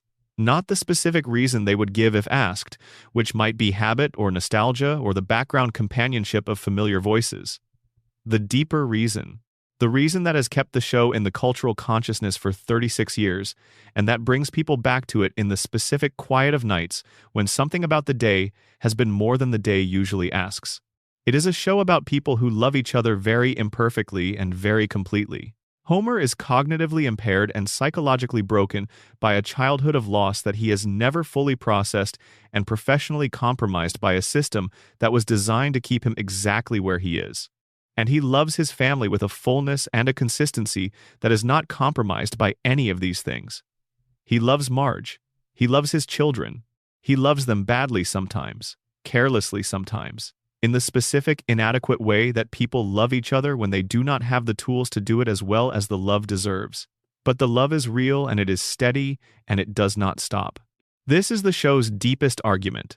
Underneath the satire and the radiation theory and the floating timeline, and the who shot Burns and the Maggie theories, and the 36 years of mysteries and callbacks to callbacks, a family that loves each other, imperfectly, completely, in a town that is trying to kill them slowly and that they cannot leave, and that they do not quite understand, and that resets after every catastrophe to the same familiar starting point.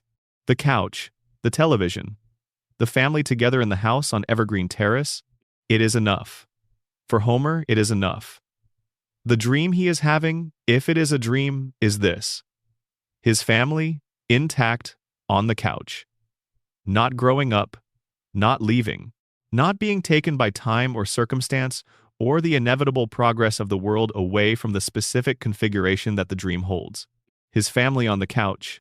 If you have ever loved people who you are afraid of losing, if you have ever sat in a room with the people you love most and felt the specific ache of knowing that the configuration is temporary, that the children will grow, that the arrangement will change, that the particular warmth of this specific moment is already moving toward its own ending. If you have ever wanted, not forever, but just for a little longer, for the couch to hold and the family to stay and the Sunday night to not become Monday yet, then you understand the loop. You understand why nobody in Springfield ages. You understand why the loop does not stop. There is a particular quality to the ending of a long night spent with these episodes.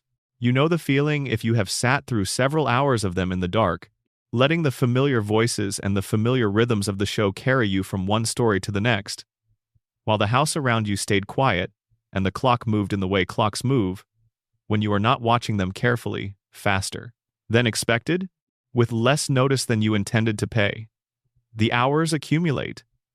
The episodes accumulate.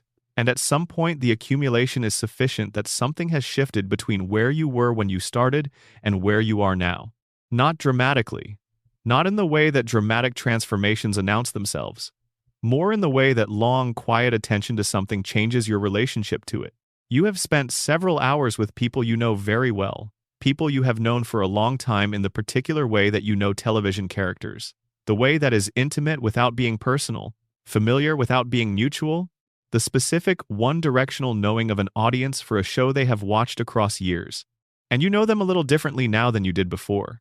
Not because the episodes revealed something genuinely new about them, because most of what we covered tonight has been present in the show across its entire run, available to anyone who attended carefully to what the show was doing beneath the comedy. The material was always there. The darkness was always there. The sadness and the cruelty and the specific weight of what it costs to be these people in this place. The show has never hidden it. It has just surrounded it with enough comedy that the casual viewing relationship with the show does not require you to look directly at it. Tonight you looked directly at it, and what you found was not a darker show than you remembered. It is the same show you have always known, but you found it from a slightly different angle, with a slightly different quality of attention, and the angle and the attention produced a slightly different picture than the one that casual familiarity generates. Homer is still Homer. He is still the man who falls down and gets back up and loves his family in the specific, inadequate, and genuine and consistent way that he has always loved them. None of what we examined tonight changes this. The knowledge of what happened to his mother, of what Burns did to his family across 3 generations, of what the plant has likely done to his biology and his cognition, of the coma theory and the floating timeline and all of it, none of this makes Homer less than what he has always been. It makes him more. It adds the weight of context to a character who can bear the weight because the character was built to bear it. He was built large enough, in the specific literary sense, to contain the full picture of what he is. Marge is still Marge. She is still the foundation of the household, in the literal sense that the household does not function without her organizing presence, her patience, her continued choice to remain in the configuration she chose and to do the enormous invisible work that holding that configuration in place requires. What we know about her interior, the compressed and managed and occasionally explosive complexity that the show has allowed us to see across many seasons, does not diminish the passioness. It gives the patience its correct weight. You can only be genuinely patient, rather than simply repressed, if you know what you are being patient with. Marge knows. The show has established that she knows, and she continues anyway. Bart is still Bart. The armor is still on. The motion and the noise and the performance of invulnerability are still the primary register, but you know what is underneath the armor now. You have seen the phone calls to Homer from Tennessee and the letter writing behind Mrs. Hoover's back and the crying at the desk after the genuine attempt at the test. You have seen the inside of the armor, and the armor is still on, as it needs to be for Bart to navigate Springfield as Bart, but the inside of it is visible to you in a way it was not before, and the visibility changes what the armor means. It is not emptiness in there. There is more in there than the armor usually shows. Lisa is still Lisa, still 8 years old and brilliant and alone and reaching for connection in a world that is consistently slightly further than the reach extends. Still playing the saxophone when the words are not enough, which is most of the time. Still watching Springfield with the specific and unflinching attention of someone who cannot stop seeing clearly and who refuses to pretend that the clarity is less painful than it is. Still, somehow, continuing. And Maggie. Maggie is still watching. Behind the pacifier and the enormous eyes and the 36 years of strategic silence, something is watching all of it, taking it in, processing it, waiting for the moment that the show has been building toward without delivering. Waiting. Springfield is still there. It will still be there tomorrow.